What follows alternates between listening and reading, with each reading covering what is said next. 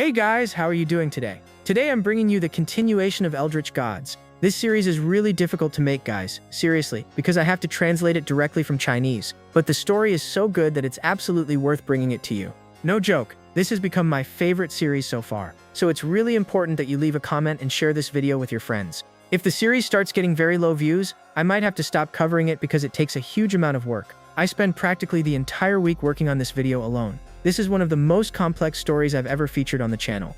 It's packed with time travel, alternate timelines, and all sorts of crazy twists. So at the end of the video, I'll give an explanation for anyone who didn't fully understand everything. But don't worry, I've tried to make the narration as easy to follow as possible. It's super simple to understand, so I'm sure you're going to enjoy it. Without further ado, let's get into the video. This story revolves around time travel, betrayal, and marriage. The main character was just an ordinary high school student until the Supreme Creator Goddess suddenly summoned him, along with several other humans from Earth, into another universe. Once they arrived, that Creator Goddess simply vanished, leaving them with the task of defeating the evil entities known as the Eldritch Gods. However, none of his companions managed to complete the mission. They failed to slay even a single god, and it seemed that Linzoi himself had been cursed, unable to die of old age. Determined to return home, he devised a strategy to take down the gods. As part of his plan, he summoned one of the most powerful goddesses, intending to get close to her, and for that reason, he asked her to marry him. Yeah, bro, really proposed as part of a revenge plan, commitment level insane. This was supposed to be the perfect scheme to infiltrate the divine ranks, eliminate them, and finally make his way back home. But things didn't go as expected, because that goddess actually accepted his proposal, turning what was meant to be a plan of vengeance into something closer to love. Even so, Linzoi eventually realizes that the creator goddess who summoned them in the beginning had deceived them all, and that her true nature was far darker than anyone had imagined. And so he sets out on a journey to uncover the hidden truths of this world. This story is seriously amazing, guys. I'll say it right now, it's one of my all-time favorites. So if you're a real one, go ahead and drop a like and a comment. No more delays, let's get into the video. After the death of the Supreme Creator, her power ended up being divided into several lesser gods. These gods were known as Eldritts, and because of their battles, the world ended up entering dense darkness. The strength of the Supreme Creator was still alive, trying there to maintain the balance. And to try to save the world, that force ended up summoning humans from Earth, and one of those humans was our dear Linzoi. The guy was there full of dark circles. He was one of the interplanetary travelers who arrived there in this world thousands of years ago. Linzoi, he came with other humans from Earth, however he was the only one who survived. After so much time, he became an almost divine being, gathering a lot of power. Before the tomb of his fellow Earthlings, he asks why he was the only one who gained eternal life. He still felt the pain of losing his friends. These humans, they were summoned to fight the Eldritch Gods. Thousands of years ago, when they were summoned, they gained powers and became motivated. This here, folks, is that typical isekai journey of defeating the Demon King. At the time, 60 years had already passed and they had not managed to defeat any of the gods. The leader of the group, he was already very old and they had not managed to defeat any god, much less return home. Linzoi, he carried the weight of all this, since he never managed to help his friends. The gang's dream there was just to return home. After so much time, he created the Temple of Reality in order to bury the travelers. It had been many and many years that he was there and holding a key. He said that he would need to put an end to it. With that magic key, he begins to perform a summoning. Magical chants are spoken from his mouth, and at that instant, a gigantic magical portal appears. He was summoning one of the Eldritch gods, and tentacles begin to emerge. He calls this divinity the mother goddess Sinua. The creature appears before this human. The thing was very ugly. It looked like a giant matchbox with eyes and horns. Our big boy, he simply puts his hand in his pocket and takes out from inside a wedding ring. He kneels and asks the mother goddess to marry him. That matchbox kind of stutters, asking what that was. Then he shouts very loudly, saying that it was a marriage proposal. The tentacle goddess, she tells the human there not to mock her, but Linzoi says that he is very serious. As she was the mother goddess, the guy imagines that maybe she had a very beautiful feminine figure. The girl, she admires the courage of this human. Then he repeats, saying that he would like to marry Sinua. The guy had already read several books talking about the mother goddess and saw that she had tentacles. There goes another shameless protagonist who likes strange things. Hearing this information, the goddess herself starts wondering where he got those ideas from. In a serious way, he said that he has a very big reason to ask her in marriage. That is because he was a human who became immortal and lived in complete solitude. He would not like to spend all eternity like this alone. In order to summon her, he had researched for thousands of years. That is why he was willing to do anything so that he could have an eternal life by her side. The goddess just keeps staring at Linzoi, and we see that she really had a feminine appearance, and asks if he was really willing to do anything for her. Thus the door opens, and from inside comes out a beautiful waifu, all charming. She was very shy but assured that it was for him to love her forever. The guy was the last romantic on Earth and already goes crouching down, placing the ring on the young lady's little finger. At that moment, she realized that she had accepted a marriage proposal and runs to the side all shy. Moreover, by impulse, she had accepted to marry the mere human, Even though the big boy there, folks, had gained semi-divine powers, he was still a human. She looked back at him and realized that he was actually kind of cute. Trying to control herself, she thinks that it is better to get straight to the point. Linzoe, do you have any requests now that we are already married?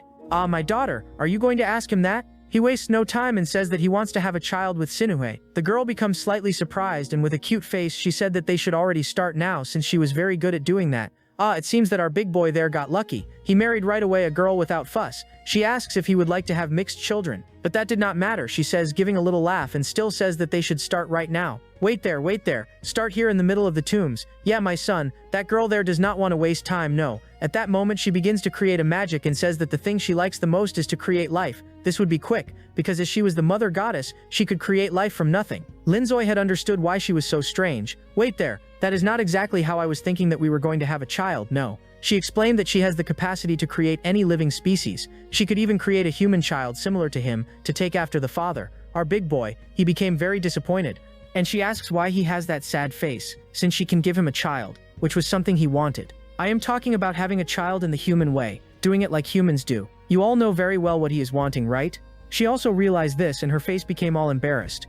And unintentionally she activated her tentacles, restraining him. She knew that since now they were married they would have to do this, but it was very embarrassing. The big boy holds the tentacle and says that he is not in a hurry, but if she accepted he would like to start right now.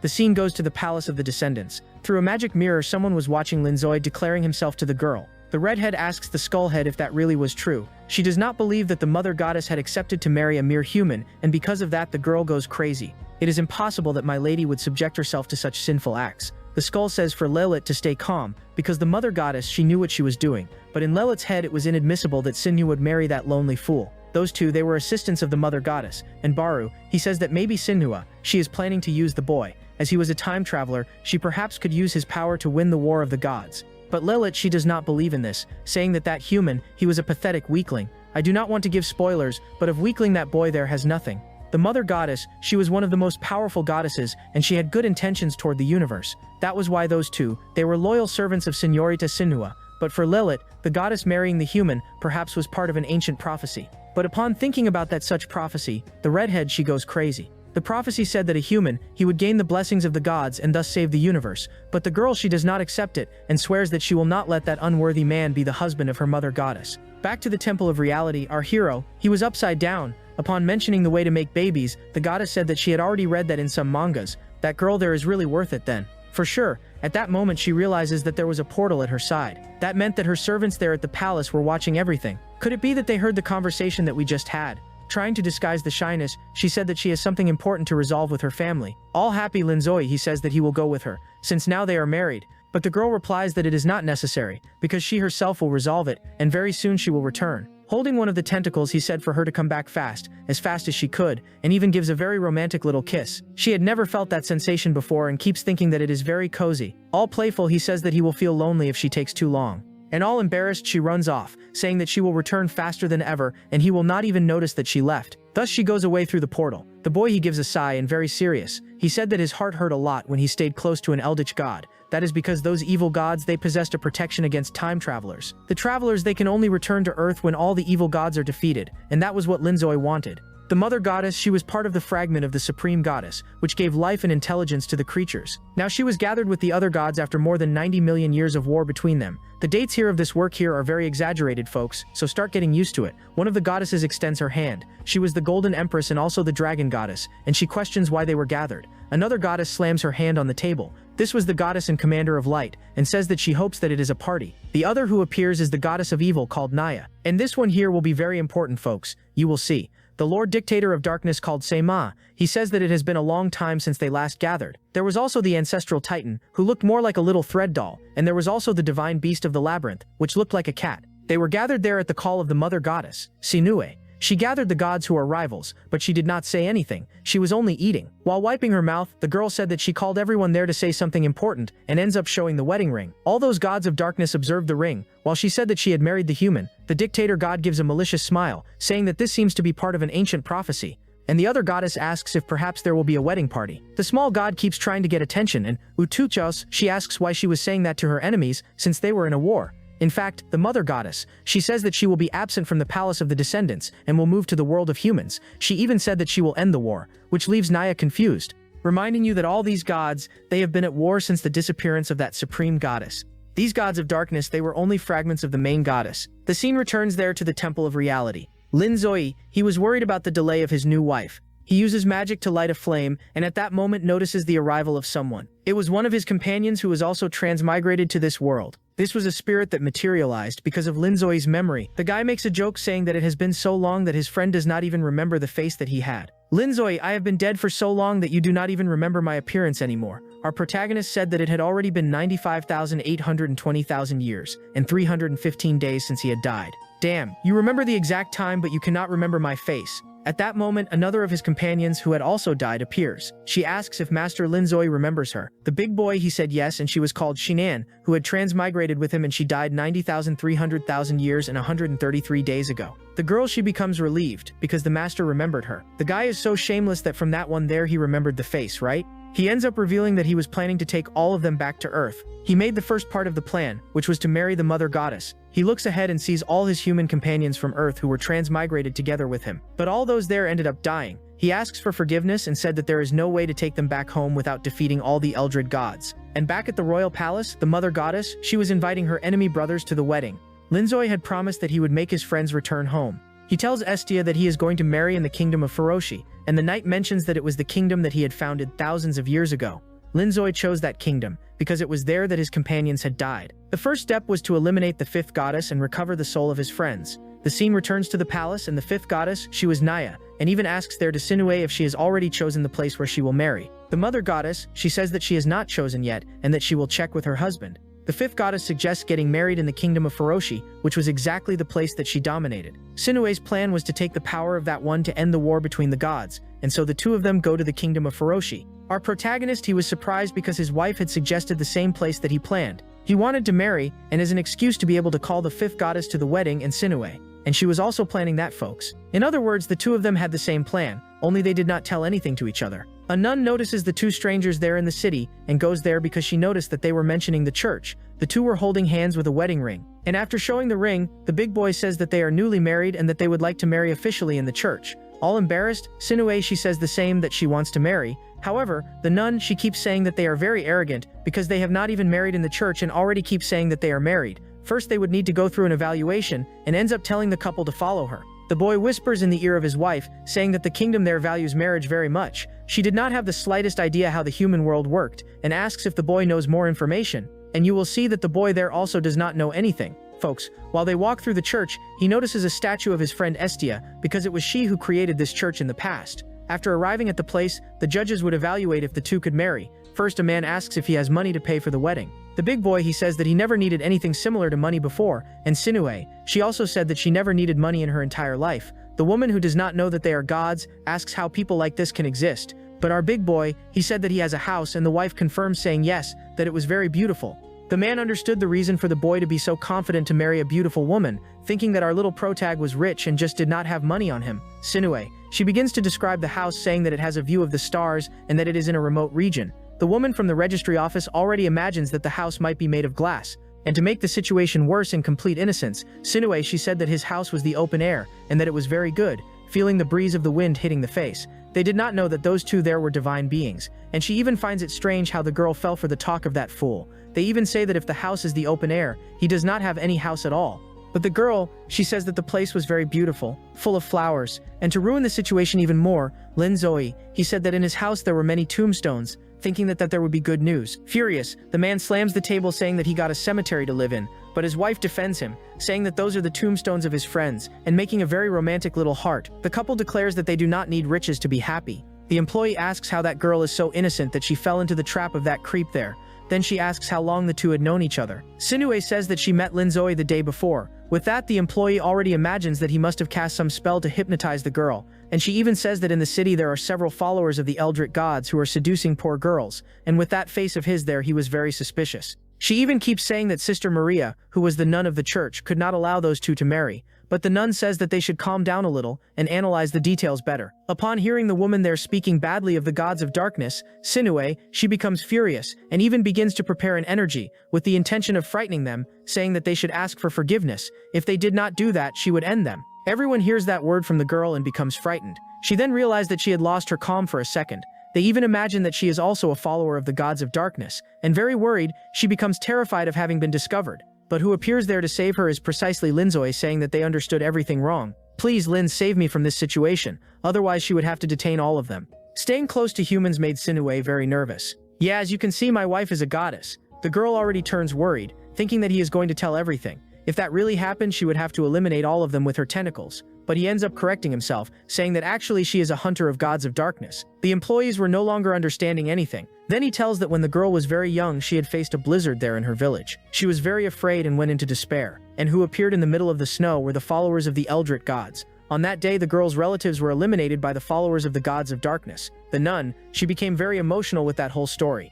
And the goddess goes there to ask him to keep quiet and stop exaggerating, helping with the little lie. She said that it is because of that she worries so much about those evil gods. The big boy, he turns to his wife, and with his face very close to hers, he said that Sinue's hair was tickling him. The girl, of course, became extremely embarrassed and already moved away, while he patted her head, saying to the girl, "Do not be embarrassed." They realized that that couple was very in love, so she decides to explain the situation of those followers of the cult of flames. The nun explains that this cult believes in a demonic being called the Fire King, and they say that this king had received the help of an eldritch goddess, Naya. With a serious look, the woman says that this king of flames has as interest a strong relationship between women, and that all the followers of this cult hated men, and the women only related among themselves. Basically, it was a feminist movement. They even spread posters proposing repulsion toward men. Because of that brainwashing, the girls began to have hatred and disgust toward men. Any resemblance to reality is mere coincidence. At that moment, we see the leader of that cult. She had captured an elf and begins to say magical words into the girl's ear. The intention was to transform all the girls into women who liked women. If you think it is getting strange, it is because you have not seen anything. A redhead appears, and who was there was precisely Lilith, saying that they should go ahead with the plan soon. That girl, who looked very much like Naya, keeps saying that she already got the offering, and upon approaching the redhead said that she would like to confirm something again. In a romantic way, she asks Lilith why she was wanting to help the Fire King, since she was a servant of the Mother Goddess, because once the Fire King resurrects, he will declare war against Sinue. But Lilith said that this type of thing does not matter. The most important thing was to make Señorita Sinue realize that men were evil, and that that fool was not worthy of being by her side. The priestess of the cult realized that Lilith was in love with the Mother Goddess, and she was only supporting the enemy side, folks, to make her lady not marry. But according to the registry employee, the sister of the church said that the two of them had nothing to do with that cult. Alright, my daughter, now answer. Are we going to be able to marry? Wait there, young man. Things are not that easy. According to the kingdom, you need to follow some laws in order to have conditions to request a marriage application. The big boy, together there with his little wife, keep reading the laws. At that moment, Sinue realized that they would need to buy a house, and it was not just any house. No, it had to be a very big house. She looked at the value and realized that it cost 30 million runes and asked Linzo if it was cheap or expensive. What? 30 million? Yeah, my son. Are you thinking it is like in the time of your parents when you traded a house for a chicken? He even says that in his past a house was worth more or less 200,000. That information ended up hitting him hard, and he says that with 200,000 nowadays you cannot even pay for the bathroom. The registry clerk says that for them to marry the first step is to buy a house, and even says that they need an annual income of 1 million, since by the triangle the base was a house, then an income, a stable life, and lastly love. The two are already in shock. What do you mean love is not that important? Giving a threatening laugh, the clerk there at the registry keeps saying that she will better consider the situation of the two. Since they had great abilities and were hunters of evil gods, they could enter the Adventurers Guild. As an adventurer, they could hunt monsters and get a lot of cash, and with that money they could finance a house, she keeps saying. And that is exactly what the two do. Sinuhe, she ends up pulling Linzoe's clothes. The big boy asks what is wrong, and with a cute little face she asks why it is so difficult for two people who love each other to marry, and even questions why they need to work so much just to buy a house. After all, the two wanted to marry and that was what mattered. Wait there, did she say two people who love each other? I heard that well. She even says that it would be much better if she simply used her power. She could use her tentacles to cast a curse on all the people of that kingdom.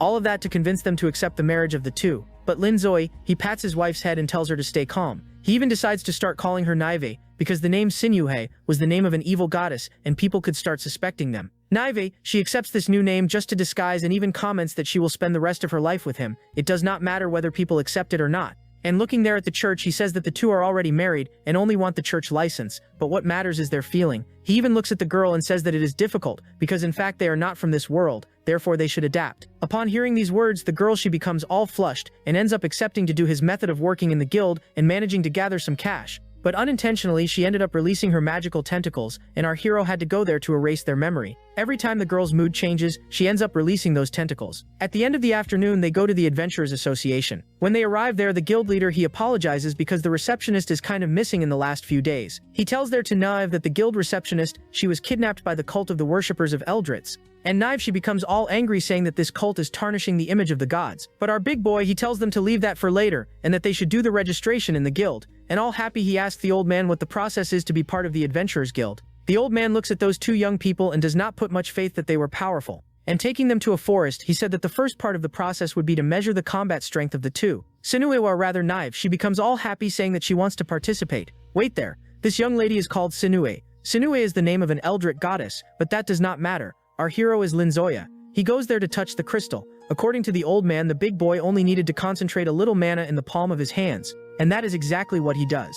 The old man was not putting any faith at all, but the boy, he simply destroyed the crystal. Nivea, she was completely astonished, saying that it was very easy, and there was a crystal that cost tens of millions of runes, all destroyed. The old man becomes dumbfounded without knowing what had happened properly. Alright, old man, keep passing me the information of the next test. Since he broke that crystal, Nivea became a little sulky, because she could not participate. At that moment, he realized that those two young people were not ordinary people, and when she turned to the old man asking what the next test was, he felt a shiver. It was as if the girl, even though she was cute, had a malicious energy. I do not know how such cuteness can present a danger there to the old man, but it presented a very big danger. So much that he clapped, saying that the two were already accepted. They would not need to participate in any other test. That is because, folks, test 2 would be a battle against himself, and the old man became afraid. So he simply went there and handed a badge to each of the two, proving that they were adventurers.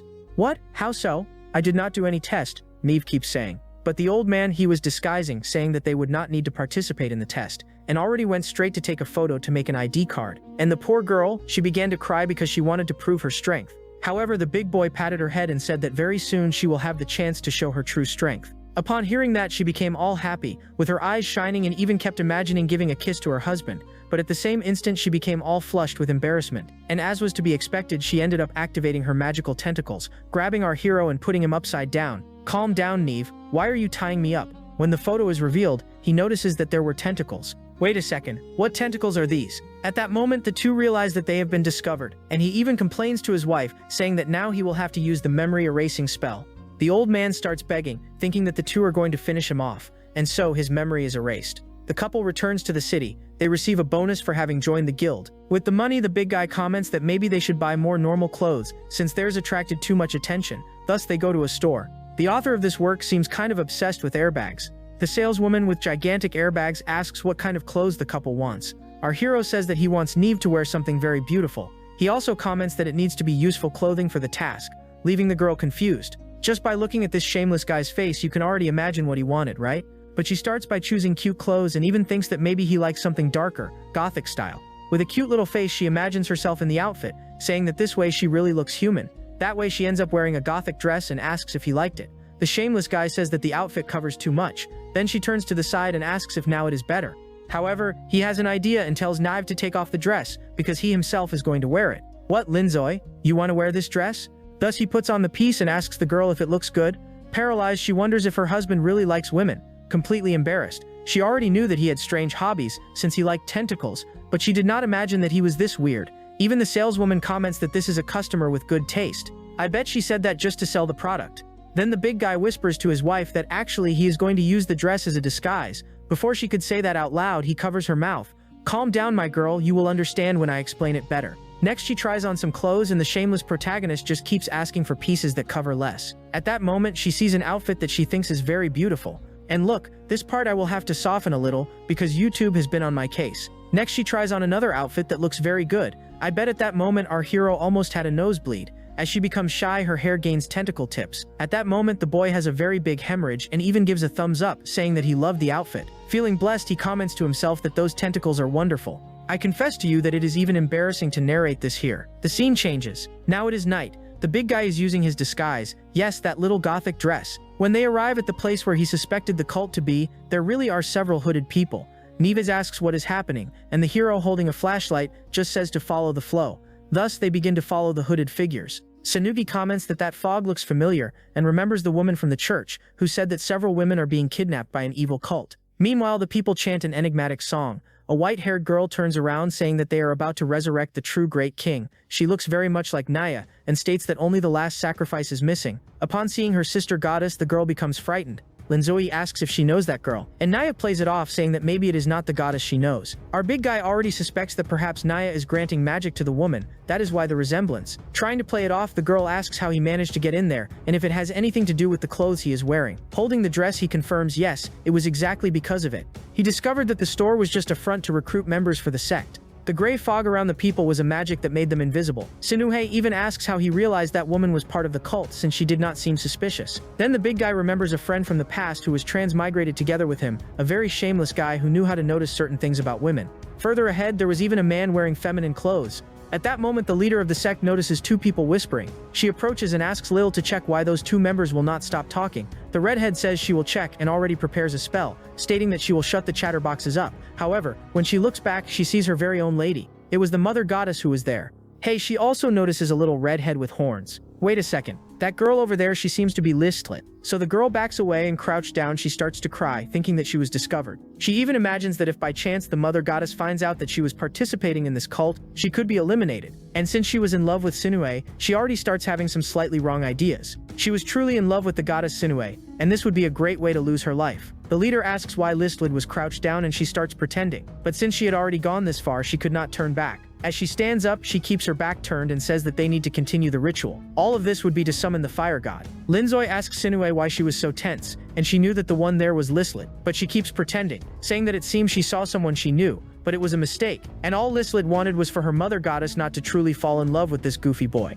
Finally, the time had come for them to begin their prayer. I will call it prayer so as not to say something else. The leader ends up launching fireworks. This place was precious because of the founder of the church and also the founder of the organization, Linzoi. She says that those two had disrupted the Fire King's plans in the past. A girl was upside down screaming, and the leader says that thanks to the sacrifice of this elf, they will be able to free the Fire King, and thus the ritual begins. Our hero, together with his wife, they were much farther back, and were not hearing anything. He only heard someone talk about his name Linzoi, but he could not properly understand what they were saying. Sinucci felt that there was something very wrong happening, and they even say that they need to go there and intervene. And when they look at the girl, they imagine that she is the employee of the Adventurers Association who was missing. However, someone ends up appearing there, saying that he will end this party. The blonde, he introduces himself as the hero of Linzoi's organization. He was there to stop the summoning of the fire god. With a flame in her hand, the cult leader keeps asking how he imagines he will manage to do that, and at that moment she ends up firing a fire illusion. But the boy, in a serious manner, he says that his sword also cuts illusions, and thus he ends up slicing the fire.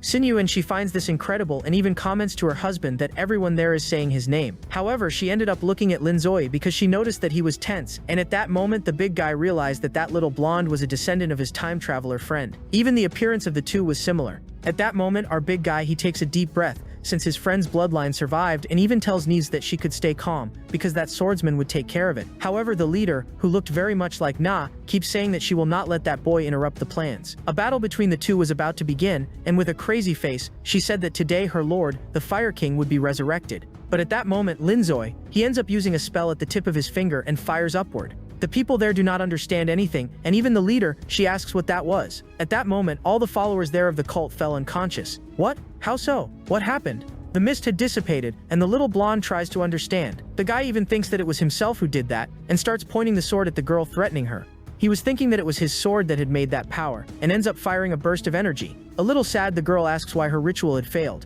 But Lilith tells Naya that there is no time for her to be sad. At that moment, she ends up summoning her whip, saying that she will fight against that boy. She blocks the burst of energy from the hero's sword. The cult leader, she realizes that she could not give up, but for now they would retreat and would perform a ritual later. At that moment, our hero asks Naya if she also noticed something. He comments that even though he dispersed the mist, it seems that the ritual there was not entirely interrupted. And the blonde, he was also noticing that Naya says that Linzoi is right, since on the elf girl evil tentacles were sprouting, and those tentacles end up attacking the little blonde. The guy prepares to block with his sword, but who appears there to save him is precisely Linzoi. In the sequence, Naive charges at those tentacles, and when she hits them, a big explosion happens. Our protagonist, he had saved the little blonde, and even asks if by chance the hero was injured. The boy, he gets with flushed cheeks in love. He was thinking this girl was very beautiful, especially wearing that little gothic dress. When he is placed on the ground, he says that his heart is racing, and already starts asking our protagonist's hand in marriage, leaving Naive shocked.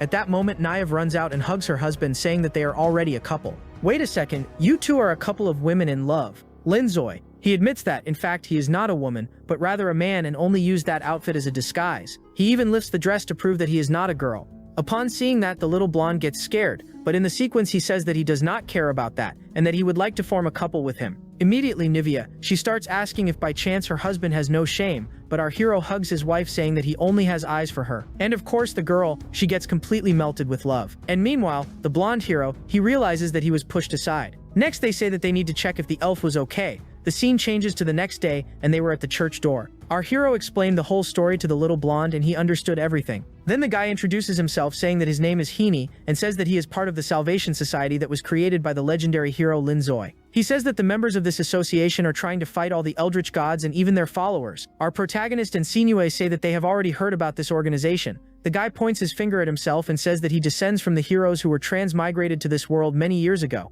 The big guy even says that he is the founder of the Salvation Society and that his full name is Linzoi. But of course the little blonde was not going to believe that. Ah yes, alright, you are Linzoi. Yes, he was imagining that it was just another one of those idolatrous fanatics who kept saying that he was Linzoi. Then the boy said that if by chance he was Linzoi, he should say, the 3 rules were secret words. And Sinue asks if that was some kind of joint code. All excited, the guy said that they were the secret words that identified the members of the Salvation Society. The more secret words you made, the higher was a member's status within the society. So, if by chance the boy there who claimed to be Linzoi knew at least 3 secret words, he would already start to trust him a little more. With a face he says half of a sentence that belonged to a secret code. And all of this was basically old memes from Earth. And that is why our hero knew all of them, since it was he who brought them to this world. Next, the blonde speaks a little more of the second sentence that he knew, and Linzoi with a bit of boredom continues reciting the sentence that was the second code. The blonde was already running out of patience, believing that maybe this really was the true Linzoi, and all excited our hero keeps fooling around while he was saying the secret words. At that moment the guy gave in and said that probably this was the Lord Creator and even apologizes for having doubted him. I did not explain the secret phrases because they were Chinese meme jokes. Even I myself could not understand the little jokes. So alright, Sinue, she finds this very funny and even imagines that her husband, he is really a very powerful guy. She even thinks about creating for herself a society just like his, and keeps making some notes on a sheet of paper. And meanwhile, Our Lady was there kicking that creep. Get out of here, you jealous brat. Sinue, she was thinking that these rules were something very serious, coming from ancient knowledge, and a little embarrassed, the big guy he says that it is not quite that. No, it was more like jokes from time travelers, but he was sad, because all his friends who traveled to this world together with him had died. He looks down and the blonde was still holding his leg. Linzoi runs off and holds the hands of his beloved, and said that if she had interest later at night, he could teach these secret words to her. Since the big guy had proven that he really was Linzoi, the blonde said that he would give more information to him. The guy says that he had been monitoring that sect for about 6 months. He says that an ancient goddess, Naya, she had thrown away half of her power, and some random human girl picked up this power and ended up getting an appearance similar to Naya. So basically the cult leader, she has an evil power of an eldritch god, and since they were hunters of these evil gods, he swears that he would end this sect. That is why he ends up asking the couple for help, and they keep looking there at each other and agreeing to help. Our hero ends up closing a deal. At that moment, the church nun ends up appearing. She was very happy for Linzoi and for Nuji for having saved the church from that sect attack. With that, they also proved that they had a lot of power. Extending her hand, she says that they will be able to marry, but first they would need to buy a house. That is why she would take them to the bank. All happy Najif, she said that it is very easy to earn money. At that moment, Naya was passing near them and said that she had found the time traveler. At that moment, Sinuhe realized that her sister was there, and the girl ended up using a spell of magical lines to restrain the big guy. She says that if by chance they do not answer her question, all those people would die. She had linked them through the thread of time. So basically time there was frozen. Sinue asks what Na was doing there. Then the girl reveals that she wants to talk about the War of the Eldritch Gods. If you made it this far in the video, please leave a like and a comment. It is very easy, guys. It does not even take 5 seconds of your life. Just comment part 2 and you will already help the video a lot. According to Na, she did not have time to look for the morning goddess before, but now it was a favorable time. Because the girl there, she would also receive profits. That is why she had chosen this moment to talk with Sinue. The girl already asks if by chance her eldritch goddess sister was trying to deceive her. At that moment, wow, he managed to undo that magic and even told his wife that it was not so easy for her to imprison him. And the two get all romantic with Sinue, saying that Linzoi was very powerful. With her legs crossed, Naya asks how the time traveler managed to free himself. The big guy makes a friendly face, saying that the gods are not that much stronger than him, and even says that he will not let anyone hurt his wife. But with a face, Naya says that she has no interest in hurting her sister, and actually would pass the power to her. The two do not understand anything, right? How are you going to hand over your power and your title? Stretching, she says that she does not want to participate in the Zeldred Wars and prefers much more to lead a peaceful life. However, she was not going to give that power for free. What she really wanted was to make a trade. At that moment, she ends up handing over her card, which was a real estate sales consultant card. What she wanted was for the two to buy a house with her. All discouraged, she says that she wants to live in the human world, but it is very difficult to get a job. She had already been fired from several other jobs, but Sinui, she finds this very strange and even asks why Naya is giving up being a goddess to live with some random human using a fire magic. She says that Sinui she would never understand. She had already been visiting the human world for thousands of years. And the girl says that she already had to sleep under a bridge, already had to fight with a dog to eat leftover food, and already earned money picking up trash on the street. And the couple gets amazed, saying that she has a very strong will. Even if she had the power to destroy everyone, she did not have enough power to live the life of an ordinary human. She was the lord of monsters, so she had a lot of power, a lot of destructive force, but she did not have human skills. And to not be fired from her current job, she urgently needs to sell some property, because otherwise, she will be fired. That is why she ends up handing over her business card. 2 hours later, they go to the mansion that Naya sells. The goddess of monsters had given to the mother goddess 1/4 of her power, and the other 1/4 was given to Linzoi. And he even asks where the other 2/4 were. Sinui reminds him that actually that other girl there, the cult leader, kept the other half. And scratching his head, he says that now he remembers. That is why that girl there had Naya's appearance. All in love, he holds his wife's hand and says that now that they have a house, they will be able to have a child. Those shameless ones there do not think about anything else. Thus, they end up going inside the house. And Sinui, she gets very shy thinking about what is going to happen. They end up going to the bedroom and our hero keeps calling her Naive. At that moment, she begins to feel strong impulses. You know very well what she is feeling, right? I cannot say. And because of that, she already goes using her tentacles to imprison him. All in love and with flushed cheeks, she asks if by chance now he wanted to have a child with her. Outside, Naya was there observing everything. She did not expect things to be this easy. She had given her authority, her evil power to the mother goddess, so that she could go to her natural form, which is those tentacles. And we see that it was working, since the girl she was very forward. Linzoi, on the other hand, he was not understanding anything. Why did his wife start acting that way? He even asks if by chance some bug had bitten her. The scene goes to Lilith. She did not accept that the mother goddess had fallen in love with a human, and just thinking about him touching his goddess's hair, she already got angry. The cult leader asks what happened to Lilith, and opening a portal, she says that she needs to urgently go to her goddess. That is because she was feeling that something wrong was about to happen. While traveling through the portal, the succubus keeps saying for the mother goddess to wait for her to arrive. And as soon as she arrives at the house where her dear goddess was, Naya already imprisons her, and even tells the girl that she could not interfere. Naya pinches Lilith's cheek and knows very well what she is planning. But we see that it was in Naya's interest that the mother goddess had a relationship with that human, and she even reveals to Lilith that she herself, the goddess of monsters, had given her power to the mother goddess. What Naya wanted was for the mother goddess to devour that boy and then give birth to him again, and thus be able to be part of a prophecy. Yeah guys, I know this here is kind of crazy. Even Lilith was shocked by this elaborate plan. It is explained to us that when the tentacles they are at their maximum strength, they end up completely consuming the energy of a human, and if she did that with her husband, she would possess the energy of a time traveler. The girl, she was very emotional, letting the energy of the tentacles completely take over her body. She even tells Linzoi that she cannot control herself. And noticing this attitude of the girl, he seems to have understood that it was part of Naya's plan, and because of that he becomes serious, knowing that there was something wrong. Immediately he ends up holding his wife's tentacle, and with shining eyes he activates a power. Before that, he even apologizes to Sinue, saying that she will have to stay stored in there for a while, and in this way he ends up activating chains on the girl. For having gotten very close to her, his heart began to hurt. This was part of the curses of the Eldritz, which prevented humans, time travelers, from getting close to them. Now that he had already chained the tentacles, he would try to discover more about this plan of Naya.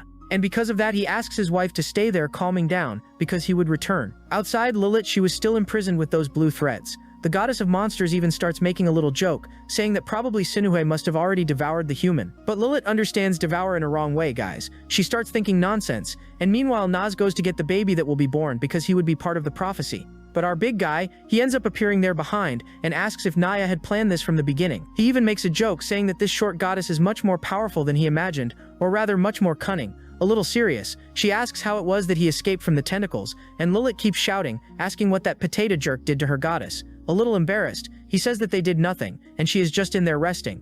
At that moment, Lilith realized that this human is much more problematic than she imagined. Probably he had a power greater than the gods. Those blue threads end up breaking. Linzoi tells the succubus to go in there take care of his wife, and as for the other goddess, the goddess of monsters, he would take care of her personally. After snapping his fingers, she begins to feel a strong wind. The tip of the boy's finger was glowing with the magical portal, and in this way she is teleported. Sitting on his throne, Linzoi gives only 5 minutes for her to be able to explain her entire plan, If she did not explain all her intentions, he would destroy her. At that moment, several chains go toward the girl and end up imprisoning her, leaving the girl in a somewhat embarrassing position there. She asks if by chance he is trying to embarrass her and even says that this will not work, because she is the goddess of evil, and he was trying to embarrass her. Yes guys, he even brings there the spirits of the travelers who died just to see that embarrassing scene. She asks what his objective is, to bring those people to watch the scene. And the boy says that his true objective is to take all the transmigrators back to Earth. Looking at the hourglass, he says that her time is running out. Back at the mansion, Sinui and she was lying on the bed with Lil taking care of her. The redhead was wringing a wet cloth. That is because her goddess was with a fever, and this always happened when she released her maximum tentacle power. And thinking well, she imagines that that man there, the time traveler, is someone dangerous whom she should worry about. He was so strong that he managed to deal calmly with the powers of the tentacles, and thinking about this, she becomes a little doubtful if something had happened. She even begins to think that the mother goddess might really have fallen in love with him, and even decides to check under the covers if she was well, but she becomes a little doubtful if this would be right or wrong. However, she ends up removing the blankets and realizes that the mother goddess, she still had the tentacles activated. A little weak and debilitated, she begins to murmur in pain, and seeing that scene Lilat, she is impacted.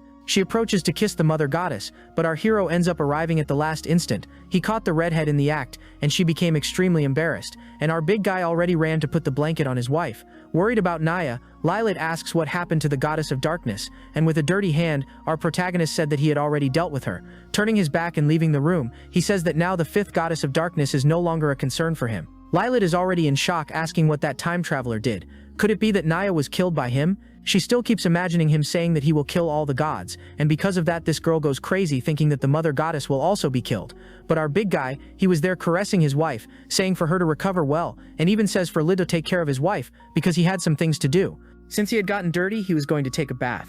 The scene goes to the city of Will.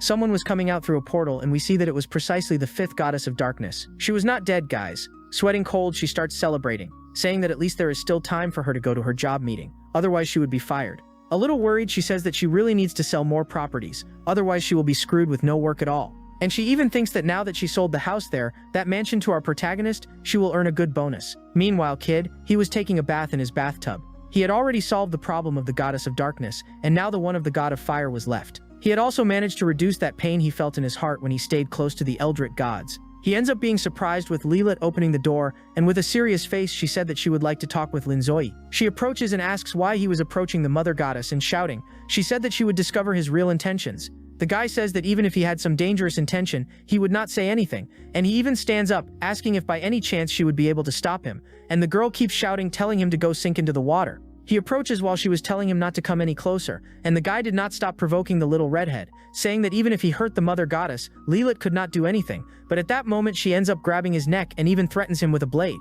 She says that if by any chance he is saying that seriously, he would be a dead man. But our big boy says that he is more afraid of that blade on the ground than in her hand, and even reveals that he had already known the 2000s of years ago. The kid, he was one of the writers, that is, he was one of the guys who exchanged correspondence with Senorita Sinue. But the little redhead, she does not believe in this nonsense. But wait there, were you by any chance the Sabu who sent letters to her? At that moment she began to believe in our big boy, and awkwardly scratching his cheek, he said that yes, he was the guy who kept sending correspondences. At that moment Lilat, she became discouraged. That is because this so-called Sabu who sent correspondences to Sinue was a guy who wrote a famous manga, and there the elite gets angry and even climbs on top of him, asking how the guy dared not to finish that story, and even keeps choking the kid, saying that because of him the two were waiting for the continuation of that manga for more than 1,000 years already. The guy is looking like Toga stalling to finish Hunter x Hunter. At that moment the door ends up opening, and it was precisely Sinue. When she looked forward, she saw the two, one on top of the other, and became shocked. Her eyes even widened, asking what the two were doing. That scene was very shameful, and there was not much that they could give as an excuse. Because of that, the little redhead, she became paralyzed and even imagines that now the mother goddess will not forgive her. But instead of getting angry, the mother goddess, she simply got her cheeks flushed, not knowing how to react. In shock, the little redhead kept telling Sinue that it was not what she was thinking. Our big boy said that the redhead should stay calm, because he would explain. Then he extended his hand, asking Sinue to hold his hand, and she held it with her little cheeks flushed, and at that moment he activated a power making her see all his memories, and she discovered that Lilat had entered there in that bathroom to be able to demand answers from him. All of this because the little redhead was worried about the mother goddess. After seeing the memories, Sinue asks Lilith to leave the bathroom because she would like to give a massage to her husband. Redhead, she says that it is all right, and after leaving the bathroom she keeps breathing deeply, and at the same time she is surprised, asking if the mother goddess will not blame her. But at that instant she realized something. Sinue, she was alone together with that idiot, so she tried to open the door, but the boy had placed a seal blocking the entrance. Sinue asks what he had done with Naya, and he said that now they would only need to worry about the King of Flames. Sinue's concern was with the other part of Naya's power, which was in the hand of that priestess. As that priestess had the identical appearance of Naya, that meant that she had taken the power of the Lord of Darkness. That girl was practically a time bomb. If they managed to resurrect the King of Fire, that would be very dangerous. In the middle of the forest, that hero, he was talking with someone through the crystal ball. He was passing some information, saying that the Lord of Fire, he was about to be resurrected. And the hooded one said that they received a message from Linzoi, the ancient founder of the society. And this message, that revelation there, was contained inside that scroll. The redhead, he already immediately asks what revelation was this. He was saying that his body would be reborn, and that he would return to help them. The blonde already starts asking what this means, and if by any chance Linzoi will really return after thousands of years. He even remembers that boy that he found with white hair who said to be Linzoi himself, but he was still not convinced that that was really the founder. In the revelation it also said about a second anomaly that would be even worse than the first. This first anomaly they had defeated thousands of years ago, but this second one was something even worse. After the death of the great creator, his blood was contaminated due to the loss of vitality. Because of that, the gods, who were fragments of this creator god, ended up becoming corrupted. That is why those gods there became evil, and this obscure energy was kind of corrupting these gods. That is why the Society of Heroes was created, to fight the gods. Trying to explain here to you guys. At the beginning of the story, it is explained that the goddess who created the entire universe, she disappeared, but some people say that she was killed. It is not possible to know for sure. But here Linzoi, he kind of gave some news there to this organization, saying that an evil being is corrupting all the gods. This many-eyed anomaly was a malignant anomaly that was corrupting the power of the Eldritz, and the one who had discovered this was precisely Nay. So she kind of gave her power to other people so she would not be corrupted and transformed into this malignant being. It was exactly because of this that Nay had delivered part of her power to that priestess and the other part to Sinua and to Linzoi. She discovered this whole evil plan of that obscure force, and she told it there to our protagonist, and he passed it to his society. This hooded man was telling everything to the blonde. In other words, the Eldritch gods had been being corrupted for thousands of years, and now it had reached the maximum point. Because of that, they should act in haste and defeat all these gods before it was too late. Our protagonist, he ends up telling part of this to his wife and says that he had already even made the preparations to be able to deal with all this. The guy approaches and holds his wife's cheek, saying that he will do everything to protect her, and approaching the girl, he says that they would need to continue from where they stopped. And all embarrassed, she asks where it was that they had stopped. Whispering in her ear, he says that he would like to have a child with her. The girl already starts to scream after hearing this, but he keeps saying that she would not need to be so shy. Poor Sinue was with her cheeks flushed, and he keeps saying that she looks very cute when she was embarrassed. And so she starts to scream, and the entire mansion begins to be illuminated by the power of the tentacles. Even Lilith gets scared, and our hero is thrown far away. He even ends up with his nose bleeding, saying that the tentacles are very beautiful. It seems that lately only strange works are coming here to the channel. The scene changes to the Adventurers Association. The blonde, she had returned, and when she looks back, she gets scared. That is because she was thinking that Na was that priestess who had kidnapped her. But the girl explains, saying that she is not that person there who had done that. And in sequence, she ends up handing over a business card, saying that she would like to register as an adventurer. The girl, she stays there taking the card and checking Na's appearance. Then she says that the girl could register and even says that she will get some information first. But the old man looks there at that girl and already realizes that she was very powerful. And he even says that lately there are many strange people wanting to become adventurers, and that in her case, she was also one of these strange people. A little embarrassed, Napo, she asks what kind of strange is this that he is talking about. The old man simply asks then why she decided to become an adventurer. She reveals that she was fired from her job of selling properties, and Linzoi had indicated this place saying that she could earn easy money. The elf, she becomes very happy, because it was Master Linzoi who had indicated, and the old man already becomes afraid. My god, that girl there must be very strong. She will break more crystals. But the little blonde there, she did not know that Na was that strong. She keeps saying that she would need to do a crystal test to see her strength. The old man immediately feels a very strong power coming from this girl. He even remembers that malignant power of that other white-haired girl. And even worse, he imagines that maybe she was as strong as that boy who exploded the crystal. Because of that, he starts sweating cold and even says that she does not need to take the test. The scene returns to the mansion and they were having dinner with delicious food. Lilith was the first guest of their mansion, and our hero keeps saying that this is one of the foods that he used to eat there on Earth, in the other place where he came from. All happy, she keeps saying that she will not hold back, but our hero blocks her rush, saying that first he should ask a question. He wanted to know why she was helping that priestess of the cult. He had seen her that day where they were trying to resurrect the god of fire, At that moment Lilith, she becomes tense, imagining that maybe Naota keeps pretending to be dumb, saying that she was not there and he must have gotten confused. Sunuhe, she says that she also saw Lil, so the girl, she already starts to cry, saying that her mother will never forgive her again. Then she screams very loudly, saying that she is not interested in other evil gods and even tries to explain herself. She says that all she wanted was for our protagonist not to stay with the mother goddess. But then girl, he says that he would like her to act as a double agent. It was for her to pretend that she was part of that cult, and thus they would be able to obtain more information. Sunuhe, she had agreed with our protagonist to put Lilith as if she were an infiltrated agent. At that moment someone knocks on the door and our protagonist says that there are other guests. Who was outside was precisely the blonde elf and Naya, the former goddess of darkness. She was a little afraid to appear there, and when he opens the door, the elf, she becomes very happy, thanking for the invitation. Naya, she tries to hide and our protaco asks how she had the courage to come to his house. However, he ends up letting the two enter, but Naya, she was very embarrassed and even said that she would stay outside there anyway. At that moment Evelyn the elf, she realized that Lilith was there and even asked why the succubus is there in the mansion, since it was she who kidnapped her. However, Lilith, she tells the girl to calm down and she ran to tell everything to the protagonist, saying that it was this redhead who had kidnapped her and taken her to that ritual. And the girl, she stays there without knowing what to say. Then she starts to cry, asking for forgiveness, and even says that she only collaborated with that sect because they were tarnishing the reputation of the men and she did not want the mother goddess to have a relationship with the human. Sunue, she gets with her cheeks flushed, since Lilith was very worried about her. The girl says that she is regretful and would not like to harm Sunue and even would accept any kind of punishment. But Linzoi, he says that he had already agreed to leave her as a double agent and that he had known for a long time that Lilith was participating in that evil plan. But with tears in her eyes, she keeps saying that she would like to be punished. At that moment, Sunue appears telling the girl to calm down, that she had already forgiven her, and that everything was fine, because Lilith was a girl who cared a lot about the mother goddess, and besides that was an important companion. Upon saying that, she hugs her friend very tightly, and the poor elf was not understanding anything, guys, since she did not even know that those people there were gods. But now that everyone was there, he should go to the main point. They should set up the plan to ambush the god of fire. On the next day, Lilith ends up meeting with that priestess. She was acting as if she were a double agent. She keeps saying there to the priestess that she had already misled the humans, and that now she would be able to complete the ritual fully. But of course that girl there was not believing much in that. No, but in sequence she keeps advertising about the mother goddess, and the priestess keeps listening to everything. Lilith even says that the god of fire, he is not a good person and that the mother goddess could satisfy all her desires. She still says that the other part of the power of the goddess of darkness is in the hand of the mother goddess and also of the time traveler. Then the priestess asks what the heck this girl wants. Giving a smile, Lilith says that it is something very simple.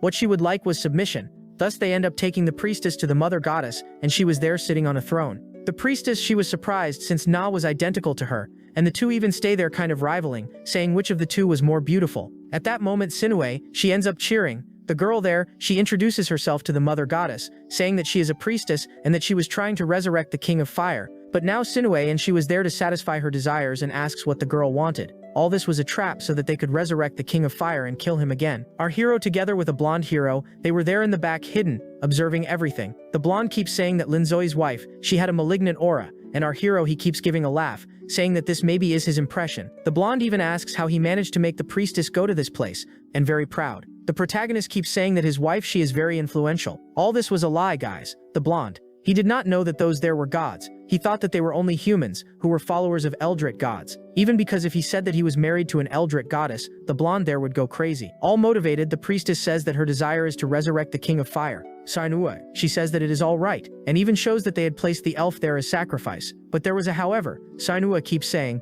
for her desire to be fulfilled, she had to promise loyalty. She says that after they resurrect the king of fire, she should sign the contract with Naya, saying that she would be extremely loyal. The priestess says that if this is necessary to resurrect the king of fire, she accepts. She was willing to anything. Then the mother goddess tells Naya to deliver the contract, and that is exactly what Naya does. However, the contract that she had delivered was of real estate sale. Because of that, she ends up collecting it quickly, saying that she had gotten confused. And now yes, she had delivered the correct contract. The girl ends up extending her hand, placing her magic to make the signature. And now that everything was ready, they could start the ritual. They were doing this in a castle. They convinced the elf to be able to participate in all this. And upon approaching, the priestess keeps saying that all this is for the good of the Lord of Fire. The contract had already been signed and the hero wanted to invade there to defeat the girl. But our hero ends up touching his shoulder and tells the guy not to be so hasty and to wait for the right moment to act. He first would like the King of Flames to come out so he could fight against him.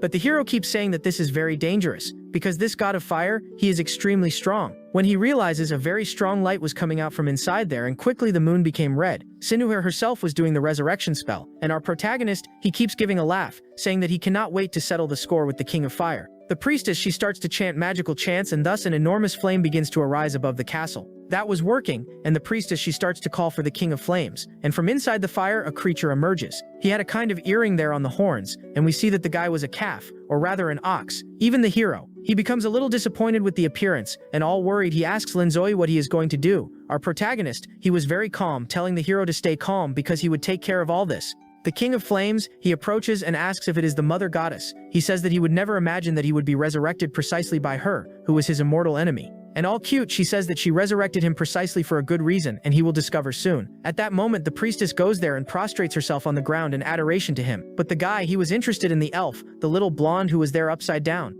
And the priestess, she gets with her cheeks flushed, saying that she is willing to do whatever he wants, and the guy already extends his hand all shameless, saying that he wants to take her body. Remembering you that this guy here, he is extremely interested in relation between women, but the priestess, she tells him to let that elf go away and even offers her own body. However, Na keeps reminding the girl there that she had signed a contract and even shows there the paper that she signed, saying that the girl would be loyal to her. At that moment, the King of Fire realizes that the Goddess of Monsters was also there, and before the guy could pass a pickup line, our protagonist appears and even says a hello to the little calf. The guy already turns all angry, asking how this human appeared there, and giving a laugh, she says that she forgot to mention to him. That is because she and Linzoi now were married, that is why he was there too. The calf, he knew this boy and was there not understanding anything how a goddess married a human. At that moment, our protagonist, he activates a portal saying that the time of the King of Fire had already ended, thus he ends up teleporting, telling his wife that he will return soon. Thus the guy goes to the time room, and he had taken there the King of Flames and also Naka. She turns to Linzoi and says that his temple is getting more and more different, and the King of Flames, he already gets worried, wondering why he came to stop in this place. Bringing a book, our hero mentions a fact that happened 90 million years ago. He remembers that Estia, who was the creator and founder of the church, had been killed by him. The guy keeps licking his lips, saying that he remembers that girl very well. We realize that it was he, the King of Flames, who had eliminated the friend of our protagonist, that blonde who wore a blindfold on the eyes. And Linzoi even says that it was exactly because of this that he brought the little calf to his temple. In the past, Estia, she had met Nea, who was wandering the world of the humans. Quickly the two became friends and the little calf stayed watching everything. This guy was a true premium subscriber. He was very shameless and liked relationship between women. Because of that, he desired to take the body there of the little blonde to be able to stay with Nea, and he took advantage of this chance when she was alone. Linzoi, he closes the book, finishing reading the story. He had brought this minotaur there back so that he would pay the price, and still says that his sin is unforgivable. And pointing the finger to the calf, he asks if the guy accepts to fight again against Hestia. But the guy says that she already died a long time ago. That would be impossible. And even asks if by chance this idiot human thinks that he would be able to eliminate him. And at that moment the guy brings his magical fire axe. And giving a laugh, this bastard keeps saying that he will eliminate Linzoi and then take the body of his wife. But giving a laugh, our protagonist says that he should not be so confident like that. No, that is because he had orchestrated this plan for a long time. He had prepared Est for many years so that she would have her revenge. Thus he ends up bringing Hestia right there beside him, saying that that is an astral projection. He ends up materializing his spear and delivers to Estia. All cute, the girl thanks Linzoi, saying that she was anxious for this moment. She had waited for this moment for all the time that she was dead. Upon removing the blindfolds from the eyes, we see that it was of crimson color. Naya asks why Est appears so different, and our hero says that she had matured. All charming, she tells the Minotaur that his time is ending and that she will take revenge, because it was he himself who had eliminated. The guy gives us a little excuse, saying that he only would like to possess her body, and when he tries to move to an attack, a magical circle appears under the girl. Explosions begin to arise from the ground and she prepares new fire magics. It seems that the guy was not expecting such a great power coming from her, a simple human, but he keeps laughing, saying that fire does not work against him. But at that moment he realizes that he had underestimated her. The girl's firepower was not any ordinary fire. The heat that she was creating was much stronger than he could withstand. Naya keeps watching all this and wonders how a human managed such a great power. That human there in front of her was rivaling against a god. Our hero, he had prepared several humans who died to be able to avenge their deaths, and all excited he says there that his friend is about to reveal the power that he so much prepared. Right above, up high, a sun was forming, a power of which the Minotaur was not prepared. That power was basically a ball of fire with the temperature of the sun that fit in the palm of her hand, and thus she aims at the Minotaur, saying that he will be eliminated in the worst possible way, and that ball of fire ends up going in his direction, hitting his body directly. The guy begins to spit blood, and the blow was so fast that he did not even have time to react. She becomes all excited, saying that this explosion was magnificent, and thus the entire temple room ends up exploding. In sequence, she took the power of the god of fire, and in sequence, she went there to hug Linzoi, saying that all this is thanks to him. The crazy one here must not have liked it at all, right? Not even keeps saying that this boy there is a shameless fool, and even takes a photo with a magical spell, saying that she will show it to Sinuhe. Wait there, Estia, I am not managing to breathe right. The big guy asks if Asinua had already concluded the mission, and now that she had already managed to kill and take the power of the King of Fire, he was going to make the preparations and puts on a glove. Extending the hand, he says that it will hurt a little. Thus he begins to resurrect Hiya, bringing her back to this world. And he was doing this through the power that she had obtained by defeating the King of Fire. Thus he removes all the shackles that were imprisoning her heart. Naya realized that those chains, they were placed by the very creator of the universe, and it was a curse that was in all the travelers. But now he was removing this curse completely from her. He was very serious and finally managed to break all the chains. The girl, she fell kneeling on the ground and celebrating. She tells Linzoi that it was a success. He asks if now she can remember the previous life, and looking at the stars she begins to remember little by little and gets with the eyes full of tears. And then she remembers her home there in Japan, and also remembers her family. All this before she was summoned to this world, and I keep wondering if our hero also remembers his home, guys, since it was not mentioned if he managed or not to remove these chains from his heart. Back to the mansion, Lily asks if by chance Naya will stay a long time there in the temple of our protagonist. Sinue says that she is busy with a very important mission and all in love. She says that she wants to prepare a very delicious food for when her husband returns. Lily did not want to say anything, but Sinue's food was not very good, and we see that her food was not even appetizing. It was more looking like poison, and the priestess who had eaten stayed there feeling sick, holding a ladle.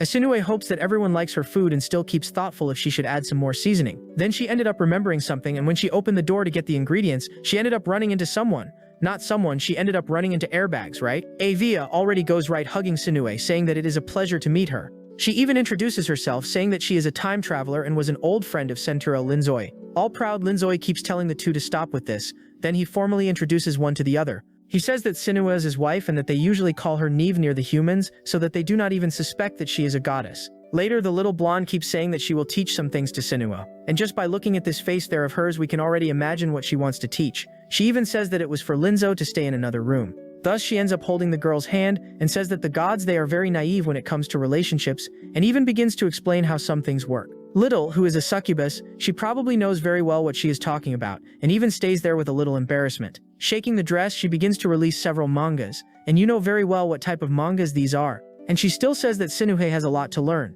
and that the first lesson will not be theoretical but practical. All innocent Sinuhe asks what type of topic will be revealed today. At that moment, Estia ends up clapping, calling for Naya. The girl appears as a volunteer and immediately they bring a luxurious bed for them. All naughty, Hestia ends up thanking for the hard work of the two, and even asks for the mother goddess to lie on the bed. The girl already gets with the cheeks flushed, thinking about what she wants to show. And so as not to leave the goddess very embarrassed, she ends up calling Naya anyway and still says that they will first do a practical test. All shy and bringing her little fingers together, she says that she will write down everything, and the shameless Linzoi was already there with nerd glasses and a notebook. He even tells his wife that it would be very good for them to write everything down to learn in the smallest details. The girl, all shy, keeps saying that she does not really know what to write down, and grabbing the glasses, she says that even not understanding anything, she will give her best. And so the two stay like nerds, writing everything down. Linzoi takes advantage of every moment and even asks how his friend knows so much like that. Noticing her husband's very strong interest, Sinue asks what he found interesting, but he says that he is feeling nostalgic, because it is very good to be with an old friend.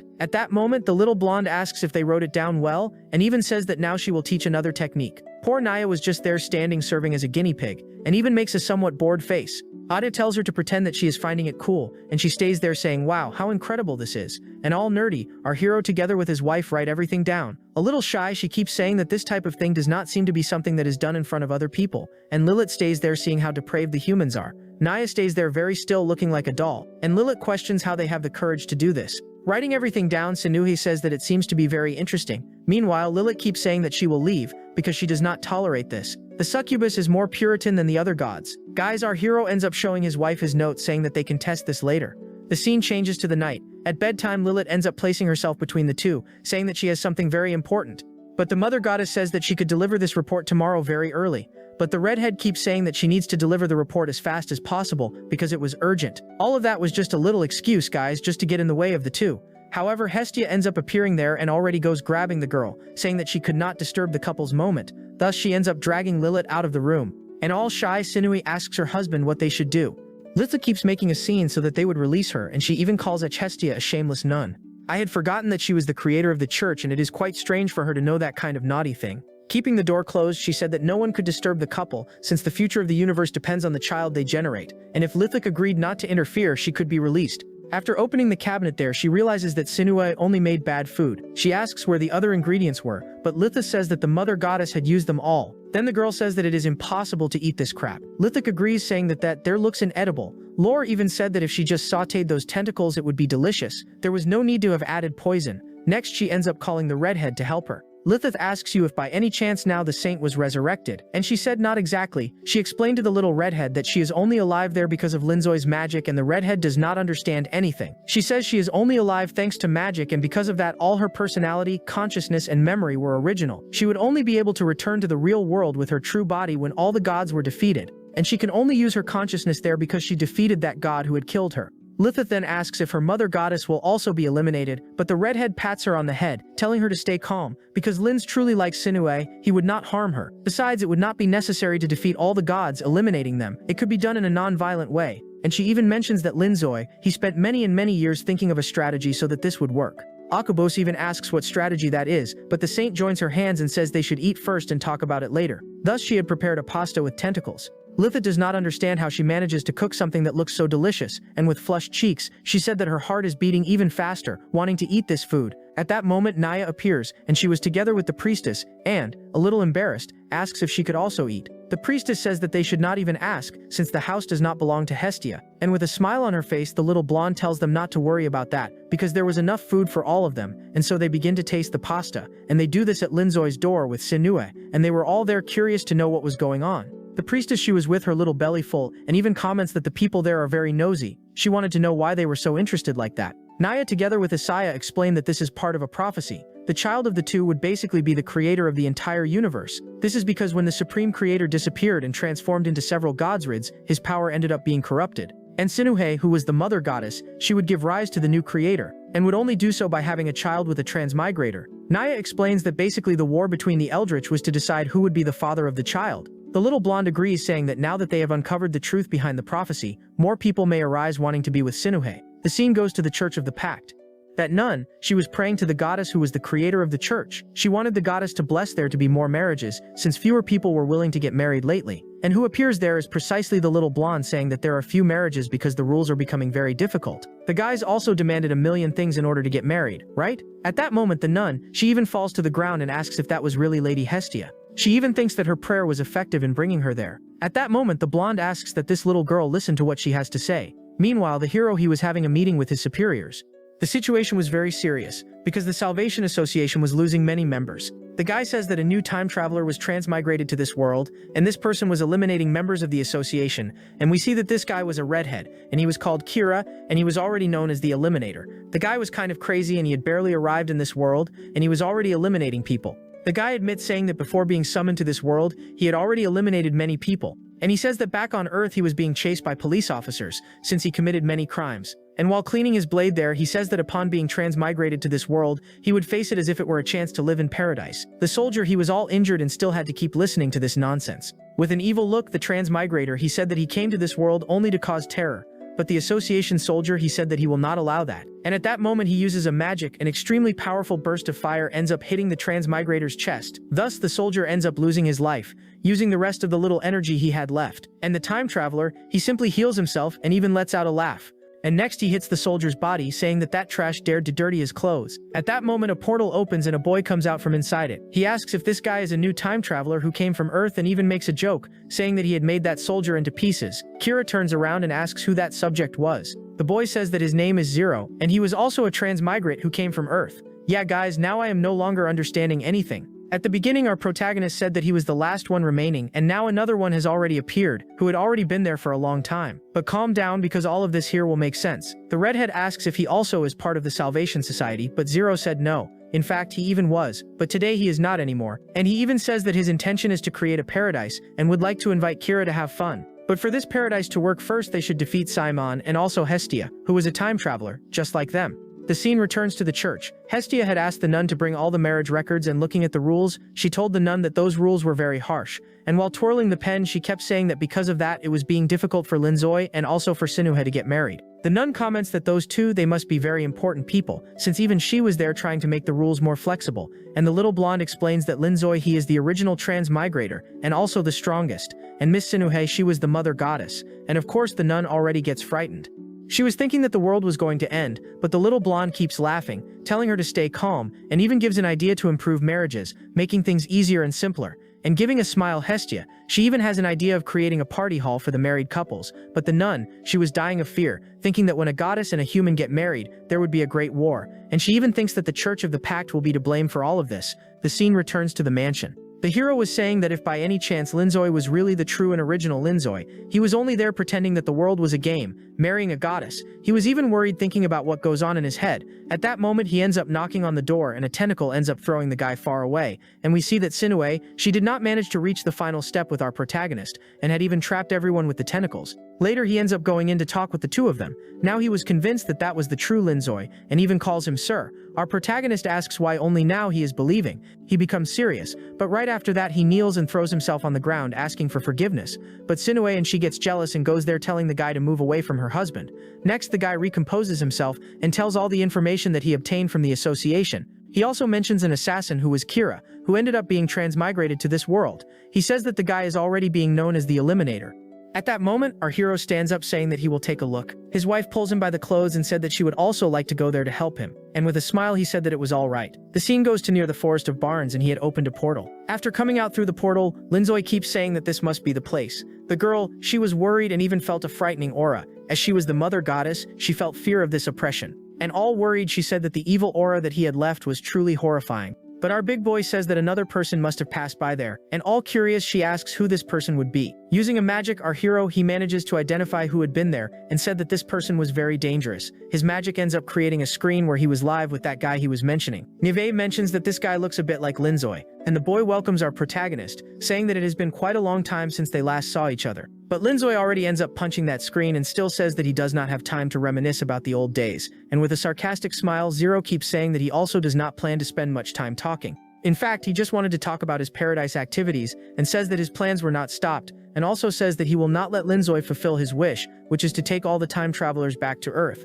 He also says that from now on all transmigrators will be part of his paradise, and also says that he is eager to fight Linzoi again. And before leaving, Zero asks Linzoi not to die until that fight arrives. All worried, Sinue holds her husband's hand and asks what happened between him and that person. She would really like to help, that is why he should tell everything. The boy caresses his wife's cheek and thanks her for the concern, and with a carefree little face he says that she should not think too much about it. He decides to tell, saying that Zero was a transmigrator who ended up in this world together with him, but the guy had a very eccentric way of thinking. He saw this world as if it were a game, and the people who were transmigrated were players just like him, and the evil energy that came from the eldritch gods should be defeated as if it were the final boss. But since they could not defeat the last villain, he believed that none of them were worthy of returning to Earth. Linzoi had created the Salvation Society to be able to help in the battle against the gods, but Zero, he did not agree with that. Because of the ideology of the two, they ended up battling several times, and in all of them Linzoi had defeated Zero. Scratching his head, our protagonist says that it does not matter how many times he defeats this guy. He always appears again, and even says that this has been repeating several times. That is why they end up returning to the mansion and tell Lility that they have a big trip to make. They had said that it was a honeymoon trip, but the girl and she starts doubting it, thinking that it has something to do with what the little blonde hero had said. Then Sinue and she admits, saying that it is to solve a problem, leaving Lilith stunned. According to the mother goddess, she would indeed go on a honeymoon, but she would take advantage of the trip to investigate about the new exterminator. Who is that guy there? Kira. The little redhead lets out a sigh, saying that she hopes the mission goes well, and even gets mad at Linzoi, saying that after they got married, the mother goddess has no time for anything else, and she even points her finger at him, saying that he should have a little more awareness. But Sinue, she keeps saying that it is good for her to know how humans live, because that would give a lot of experience. The redhead does not understand. Then Sinue and she admits, saying that it is being very good to learn more about humans, and she did not want to just observe from afar, she wanted to experience it. Then Lilith, she agrees to take care of the mansion while the couple was on this long trip, but our hero says that this trip will last a short time, because they will return home at night, so they can sleep. Sinue, she says that when it is time to go to the place, they will go on horseback, just like normal humans do. Thus they end up mounting on top of a donkey and head towards the honeymoon, and also to investigate that new transmigrator. In the middle of the way, the girl asks if it will take a long time. Our hero says that it is not close at all, and after taking a map, he shows that they will have to cross several mountains. He also says that it would take more or less 6 months to get there, and that if they went through the magic portal, they would arrive in less than 3 seconds. Looking at the clouds, Sinue, she admits that she would like to live at least a little like humans. He caresses her head, saying that it is all right for them to travel by carriage, and they would only use magic if it were really necessary. Linzoi was holding a flyer and mentioned that this trip was important because it would be their honeymoon. When he handed it to Neve, she immediately began looking through it and was instantly captivated, since it was a travel guide for the city of Binus. Overwhelmed with excitement, she kept saying that she had never tasted human food before. The protagonist stepped closer to her and explained that the pamphlet offered more than just food. He added that it also featured an inn with hot spring baths. The girl grew shy right away, since he was standing a little too close to her. At that moment, Sunui started imagining what they could do in those hot springs, and he casually replied that yes, they could simply relax and bathe in the warm water. Her cheeks flushed as she asked what they would do after that. Naya, who was also riding in the carriage, said she felt embarrassed watching them, since that kind of couple talk wasn't meant for public settings. Still, she admitted that the idea of a honeymoon sounded pretty appealing. Taking advantage of the fact that they would pass through the great forest filled with magical beasts, Naya asked for a small favor. The scene then shifts to the grand metropolis of Binas. The executor was speaking with a doctor, saying that he wanted to be cured of his illness. It is revealed that this doctor was actually an eldritch god, known as Simon. He stated that he would only treat the red-haired man if he were given a worthy reward. Letting out a laugh, the executor said he would provide the payment immediately, since the disease he carried would kill him unless he eliminated the eldritch gods. After arriving in the capital, the girl ended up eating a lot. Nive ate so much that her stomach became noticeably swollen, almost as if she were pregnant. While hugging her husband, she said that human food was truly delicious. Raising his skewer, he asked Nive if the grilled meat really tasted that good. She happily confirmed that it was amazing, which left the vendor delighted. Right after that, he went ahead and grabbed 5 more skewers. And even though Nive had already eaten plenty, she said she still wanted to try even more. She worried about gaining weight, but the guy reassured her that she could eat as much as she wanted. At that moment, a blonde girl arrived, clearly in a bad mood. She was annoyed because her knight didn't want her eating alongside people he considered lower class, and she directed her frustration at Mars. Then she asked the protagonist what the proper way to order food at the stall was. She assumed they were experienced customers, but Nive quickly said she wasn't experienced at all. Even so, Linzoy explained that all she needed to do was sit down and choose something from the menu, since everything there tasted great. So she told her companion, the knight, to sit and eat with her. With a respectful tone, Mars thanked his lady for the invitation. However, he immediately summoned a weapon made of light, warning that if Linzoy had recommended bad food, he would personally make sure to kill him. Yeah, threatening someone over street food is wild. Sunui was shocked and asked if that man had just threatened her husband, but he calmly placed a hand on his wife's shoulder and told her to relax. The blonde girl stood up and told Mars to stop, reminding him that she had already ordered him not to threaten people. She even apologized to the protagonist and introduced herself as Vittoria. She also offered to pay for his meal. After that, she told her knight to sit down and eat peacefully with her without bothering anyone. At that moment, the skewer stall owner was trembling with fear, asking if that knight would beat him up if the young lady didn't like the food, and Mars bluntly replied that yes, if his lady wasn't satisfied, both the seller and the cook would have to deal with him. However, Linzoy reassured Mars to stay calm, saying the food there was genuinely excellent. After finishing the skewers, Linzoy stood up and said it was time for them to leave, since they needed proper rest, especially because the next day was going to be great. After all, he wanted to enjoy the trip to the fullest. Once they arrived at the inn, Sunui asked if they could have a pillow fight. She even said she would invite Lilith and Na to join them. The boy didn't pay much attention and simply said that sounded like a good idea, but she suddenly stood up, pouting angrily, and asked why he was acting so distracted. He then revealed that he had actually been thinking about Vittoria and Mars. With a curious expression, Nave asked if something had happened with them. Scratching his head, he said it seemed like those two weren't truly human, and he even handed a book to his wife so she could take a look. That book turned out to be Vittoria's travel diary. The girl became intrigued and commented that the two girls shared the same name. Linzoy explains that it is because the story comes from a novel written many years ago. In that tale, a noble woman named Vittoria wanted to study medicine in the city of Binas. The reason behind her journey was to protect her knight. That knight did not live a normal life since his body was being controlled by Vittoria herself.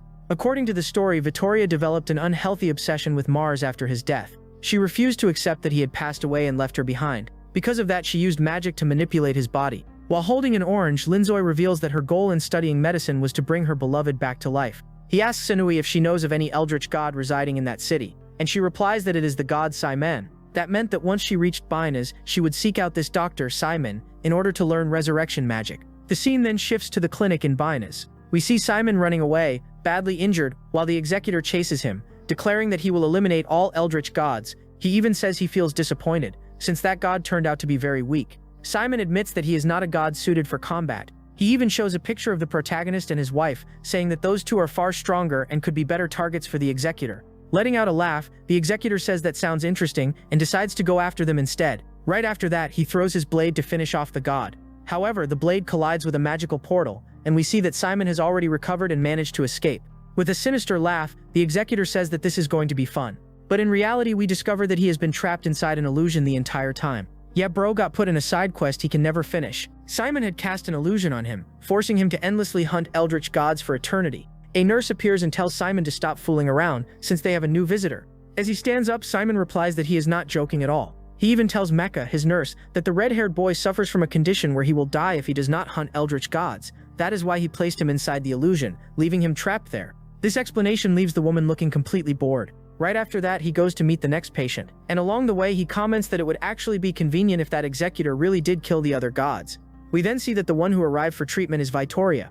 Mars says that he would like Simon to teach his lady the art of medicine. She makes an annoyed expression, saying that Mars always interrupts and tries to speak in her place, even lightly punching him and telling him not to act so arrogantly in front of Simon. The god remarks that it is quite unusual to receive such a beautiful visitor, while glancing at Mars, already sensing something odd. Meanwhile, the scene returns to the inn. He asks his wife if she is ready, and she replies that she is, saying she would never lose to him.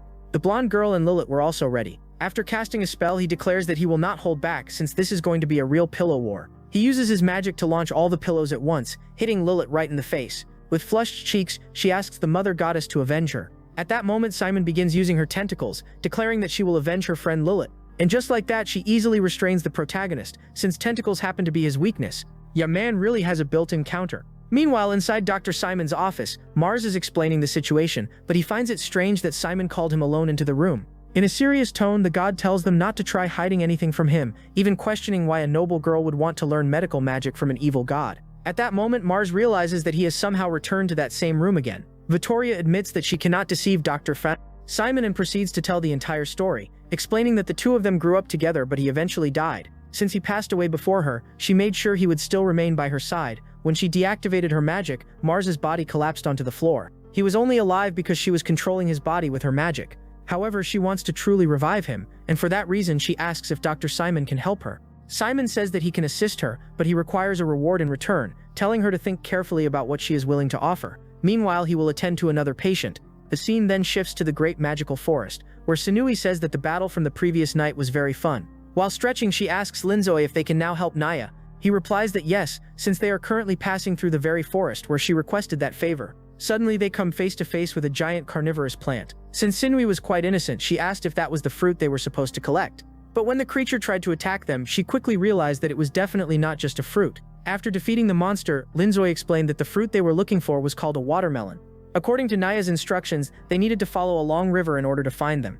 He even mentioned that it should be somewhere near the Temple of the Myriad, at the Mother's Nest. Holding Naya's hand, he said they should jump down, and before she could even react, he leaped, dragging her along as they landed straight into the water. Yeah, no warning, just trust fall into a river. After swimming for quite a while, they eventually found a tree that grew watermelons. The scene briefly flashes back to the previous day, where they recall Naya's request. Since they would be passing through the forest of magical beasts, she had asked them to gather some watermelons. She also mentioned that this particular tree was special. They could harvest its fruits and use them as a way to gain entry into the city of Bayans. She even added that they could offer one to Simon, since she had promised to give him one. These watermelons were not ordinary. They were considered a very important type of medicine. Simon asked if all they had to do was pick the fruits and deliver them to Simon. Laughing, Naya confirmed that was correct, but warned them that it would get a little embarrassing when the time came. Back in the present, Simon asked again if they simply needed to collect the fruit. Suddenly a monstrous face appeared on the tree, saying they would first need to answer a few questions honestly. The first question the tree asked was whether there had been any saliva when they kissed. Both of them immediately answered no, and she turned bright red from embarrassment. Meanwhile, Linzoe admitted that they had not even kissed yet. Wait, they have not kissed at all. That is actually impressive at this point. The tree then declared that in order to pick a fruit, the two of them had to kiss right in front of it. The girl blushed intensely, finally understanding why Naya said it would be awkward. But instead of kissing his wife, Linzoe pulled out a chainsaw, saying he would just cut the tree down and take the fruits. Instantly the tree panicked, saying it regretted everything and begging for forgiveness. It even said they could take as many watermelons as they wanted. Well, if it gave up that easily, that definitely sounded suspicious. With an innocent tone, the tree insisted the fruits were not poisoned and were actually very tasty. Linzoe cut one of the watermelons open and noticed it was still unripe. However, the tree quickly offered other ones, claiming those were fully ripe. Sinui used her tentacles to grab one and tapped on its surface. She noticed the sound was a bit dull, and Linzoe explained that a muffled sound meant the fruit was ripe. Terrified, the tree insisted it was telling the truth and that the fruits were sweet and delicious, so they cut one open to check. They tasted it and confirmed that it was indeed very sweet. She then remembered that Naya had said Simon used these watermelons as medicine and wondered what kind of effect they had. With a mischievous tone, the tree revealed that the fruit actually helped with pregnancy, and if she failed to conceive within 6 months, her life could be at risk. Hearing that, she became both embarrassed and strangely fascinated. The scene shifts back to the metropolis of Baynes. Victoria looked visibly worried when Mecha approached her and asked what was wrong. She admitted that she was anxious about how long it would take to cure Mars. Mecha explained that Simon could heal him as early as the next day, but Vittoria wanted to perform the resurrection herself. After picking up a pair of stockings, she put them on and questioned why she had to wear white ones. Then she recalled Simon saying that anyone working at the clinic must always appear elegant. Still, she blushed and muttered that the man was actually quite shameless. Mecha agreed completely, since she was also forced to wear the same stockings. Mecha even remembered the time he measured the executor's legs because he wanted to make him wear them too. Since Vittoria would be working at the clinic to save her beloved, she first needed to understand the rules. Simon explained that the first rule was that working hours were from 9 in the morning until 5 in the afternoon, and she was not allowed to stay after that. She asked if she could remain as a patient, and Simon replied that she could, but she would have to pay for a consultation. The second rule was that she must not enter the basement without his permission, as there was a special patient there awaiting treatment. She wrote everything down on her clipboard and asked if there were any more rules. He then stated that the final rule was that if the lights ever went out, she must run away immediately. Curious, she asked why, and he told her that if she failed to escape, she would die. At that exact moment, the lights suddenly went out, leaving her alone with him. She panicked and asked where she was supposed to run, but suddenly someone grabbed her arm. It was Mars, emerging from a magical portal. He quickly pulled his lady outside. With tears in her eyes, she asked if he was all right and whether he had already been resurrected. Slightly injured, he told her not to worry about him. As she tried to understand what had just happened, Simon appeared before them, with a tentacle emerging from his body. He explains that the situation involved only a single patient who had a brief outburst, but once the medication arrived, he would calm down. Meanwhile, they were transporting a carriage loaded with watermelons. The girl looked worried and asked Linzoy if this shipment would actually work, and whether they would be able to enter the city. She also complained about an itching sensation in her stomach, which made him concerned. When he used a detection spell, he noticed that her abdomen was being influenced by a strange form of magic. As a precaution, he decided it would be best to remove it as soon as possible. At the same time, a group of bandits spotted the approaching carriage. Watermelons were a valuable commodity for resale. One of them even said he could earn enough money to pay for surgery and get rid of his tentacle arm. But then the protagonist suddenly appeared beside them, asking what kind of doctor they were planning to hire. They were completely startled and questioned how he had gotten so close so quickly. Without wasting any time, one of them immediately tried to attack him. Linzoy stated that the man's body carried traces of eldritch power, and with just a flick of his finger, he severed all the tentacles. Sinui confirmed that it was indeed a form of dark power, while the man trembled in pain. Another bandit in the back grew frightened and asked their leader what they should do to identify that magic. Asu then began casting a spell. It was a detection ability, and she wanted to trace the origin of the dark energy within the tentacle. She sensed a very strong presence of black magic, and realized it belonged to Rian, an eldritch goddess. Linzoy questioned what the dragon goddess had to do with all of this. Right after that, he cut off the other arm of the bandit and handed it to Nive so she could examine it. At that moment, she activated her analysis spell and discovered that it was linked to the ancestral god Hutos. However, those two bandits did not seem to be followers of those deities, which made the situation even more suspicious. So the protagonist said it would be easier to just ask them directly, which terrified the bandits. In a threatening tone, Linzoy demanded to know how they had obtained those cursed limbs. Shaking in fear, they explained that a doctor had performed a transplant surgery, and that many people in the city of Binds now possess those tentacles. Linzoy asked for the name of that doctor, but they said they did not know. The only thing they had heard was that this doctor was planning to create a complete king. The scene then returns to the metropolis of Binds, focusing on the door to the basement that Simon had forbidden anyone from entering. He was laughing with satisfaction, even saying he could not wait for the birth of the gods. Meanwhile, Linzoy was extremely curious about what was really going on. They already suspected that Simon was the one who had implanted those tentacles into people. From what it seemed, he was trying to seize the authority of other evil gods. Sinui commented that Simon always appeared cheerful in front of others, but he was deeply mysterious. Linzoy admitted that he had met him before, yet he had seemed so discreet that he never raised any suspicion. So he asked Neve if she knew anything more about Simon. She explained that a long time ago Simon actually had the appearance of a woman, but later took on a male body. At that moment, Simon was in the basement speaking to a woman inside a tube, asking about the condition of the child. Placing his hand on the glass, he called out to Dr. Simon, telling her to wake up. The woman slowly opened her eyes. She coughed up liquid, and then asked how much time remained before the baby would be born. Simon replied that only a few days were left, placing his hand on her stomach. She said that as long as they could obtain the authority of Shivani, she would be able to create more gods. Yeah, that is definitely not a normal medical plan. It becomes clear that Simon is planning something extremely suspicious, although the full extent is still unknown. At that moment, the protagonist arrives at the city gates alongside his wife. The guards ask what the two of them are doing in Binds. He explains that he brought watermelons in his carriage to sell to merchants. One of the soldiers says they can enter and even mentions he will take one. However, Sinui protests, saying those watermelons are meant for selling, but the protagonist tells her not to worry, saying it is better to let them have one. He then picks up a watermelon and hands it to the guard. The man suddenly extends a tentacle-like hand, and the grotesque limb remarks that the watermelon looks delicious. Neve covers her mouth, trying to hide her shock, When they look around, they can sense multiple sources of dark energy. It seems that the entire city of Bines has already been completely contaminated. Back at the clinic, Vittoria becomes curious and decides to investigate further. Mears tells her not to do it, but she tells him to be quiet, saying that as long as they act like patients, they can move freely around the clinic. Even though Simon warned her not to enter the basement, she reasons that she could at least open the door and take a quick look. And that is exactly what she does, saying she wants to gather more information. With a clever smile, Vittoria remarks that the rule is actually quite simple. She was forbidden from entering the basement, and there was no rule against her just taking a quick peek through the doorway. When she looked down below, she witnessed a truly disturbing scene. A woman was restrained on top of a table. Mars pointed out that the woman looked strikingly similar to Dr. Simon. That was indeed the case. Could it be that he had a twin sibling? But just by observing her, it was clear that her aura was far more overwhelming. Then from the shadows, someone appeared and confirmed they were correct. The one standing there was Simon himself, who remarked they would not receive any reward for figuring that out. Holding a cup in his hand, he commented that Miss Vittoria was quite the troublesome one. He even asked if he had not already explained the rules to her. Caught within those sinister tentacles, she argued that she had not broken any rule at all. He had only said she could not enter the basement without permission, and nothing was mentioned about simply peeking through the door. However, he countered by saying that she was already inside the basement now. Without missing a beat, she replied that he was the one who dragged her in. So technically that would count as permission from the doctor himself. Since she was a patient, she added that she had the right to wander around the clinic, even pulling out a small pouch of money. Tossing the bag of coins onto the floor, she declared that this was her payment. Right after that, she politely asked Dr. Simon to release both her and Mars. At that moment, the woman on the table rose to her feet and told Dr. Simon to let them go. He agreed and even addressed her as Dr. Simon. And just like that, he lowered the two of them back onto the ground. Vittoria looked stunned and asked if that woman was the real Simon. The woman confirmed it and even complimented Vittoria for being so perceptive. Then the blonde girl began explaining her situation regarding Mars. The doctor stated that reviving her companion would be entirely possible. However, that alone was not what the blonde truly desired.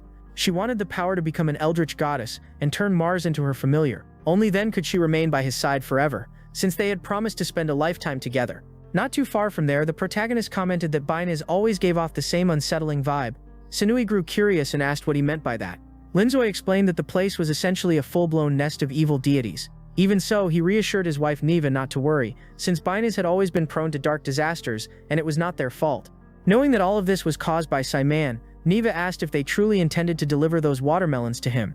At that moment, the blonde hero appeared, the sword hero, stating that the corruption of the evil god had already spread to nearly everyone in the city, and he had obtained new information. According to his secret investigation, he had managed to make contact with the so-called power of the king, and it became clear that he himself was also affected by the tentacle curse. She even asked Mr. Hein, which was the hero's name, whether it was safe for him to be contaminated. Holding onto the tentacle, he admitted he could not avoid it, and ended up afflicted by the curse. He added that this curse had been brought by Dr. Simon, and vowed to put an end to this so-called king's power. But seeing that he could not even protect himself, Sanui started doubting whether he could actually accomplish anything.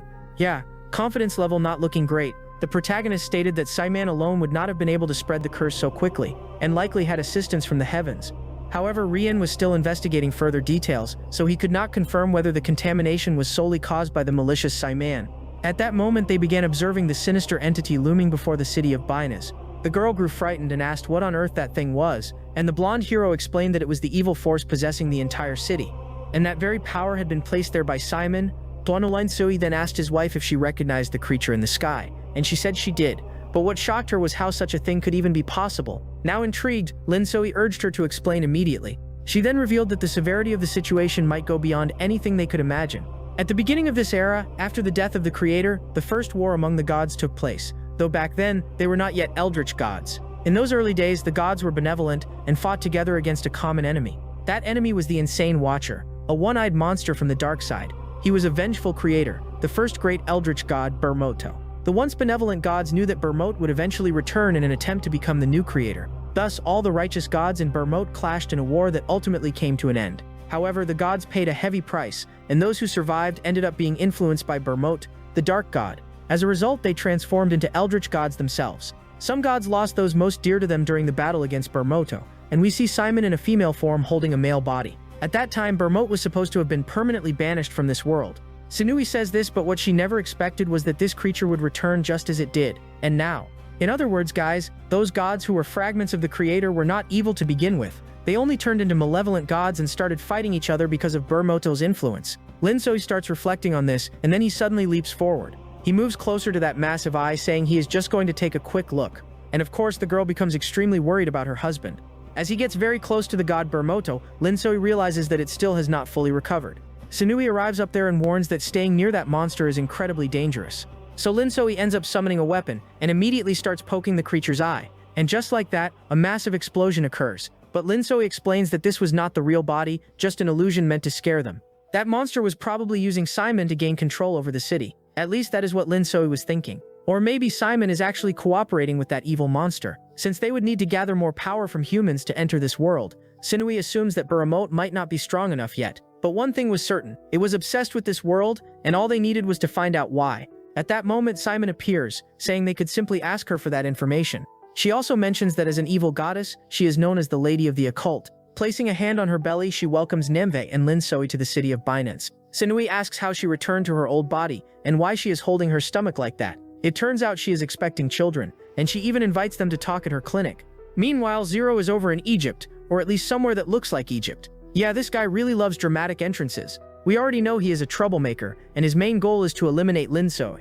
To make his plan succeed, he is willing to join forces with the most wicked gods in existence, and we see that he has formed an alliance with Baramoto. At that moment, we see that god Utaus running through the desert. Then it begins to transform, until it becomes clear that it is actually a girl. She needs to head to Boines immediately. That is because she wants to meet Sinui, or rather Nive. Remember, she is using that name as a disguise among humans. Meanwhile, back at Simon's clinic, she is serving tea to the two of them. Linsoi grows curious and tells her to just reveal everything she knows already. She says she can explain, but first she wants to ask a question. First, she wants to know if the two of them have already done that. Sinui immediately understands what that means and lies, saying they have, since they have been married for quite a while. She even pats her husband on the back, telling him to agree. However, he is sweating nervously, knowing that Simon already sees through him. With a laugh, she says that just by looking at his face, it is obvious he is suffering, because it is very hard to fake symptoms in front of a doctor. She even comments that it must be extremely painful for Linsoi to stay close to Sinui, and even worse, it must be unbearable to remain near two eldritch gods. Yeah, bro is not having a good time. She leans closer to Linsoi, saying his little heart must be racing, and of course, Niv gets extremely jealous. At that moment, he firmly grabs Simon's hand and says that even as an evil goddess, she should have honor and help keep someone's secret. The girl winces in pain and says she cannot hide something like that from his own wife. The doctor then reveals that Linsoi is cursed, and Niven immediately asks what kind of curse it is. But the boy gently pats his wife's head and tells her not to worry, saying he will handle it himself.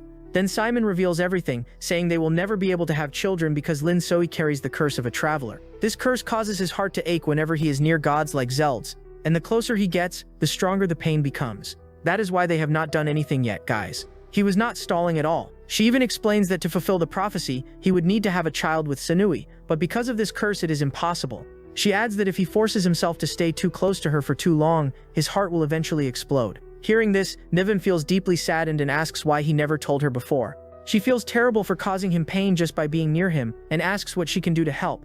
Linsoi apologizes to his wife, and she lightly taps him, saying she will forgive him this one time, but he should never hide anything from her again.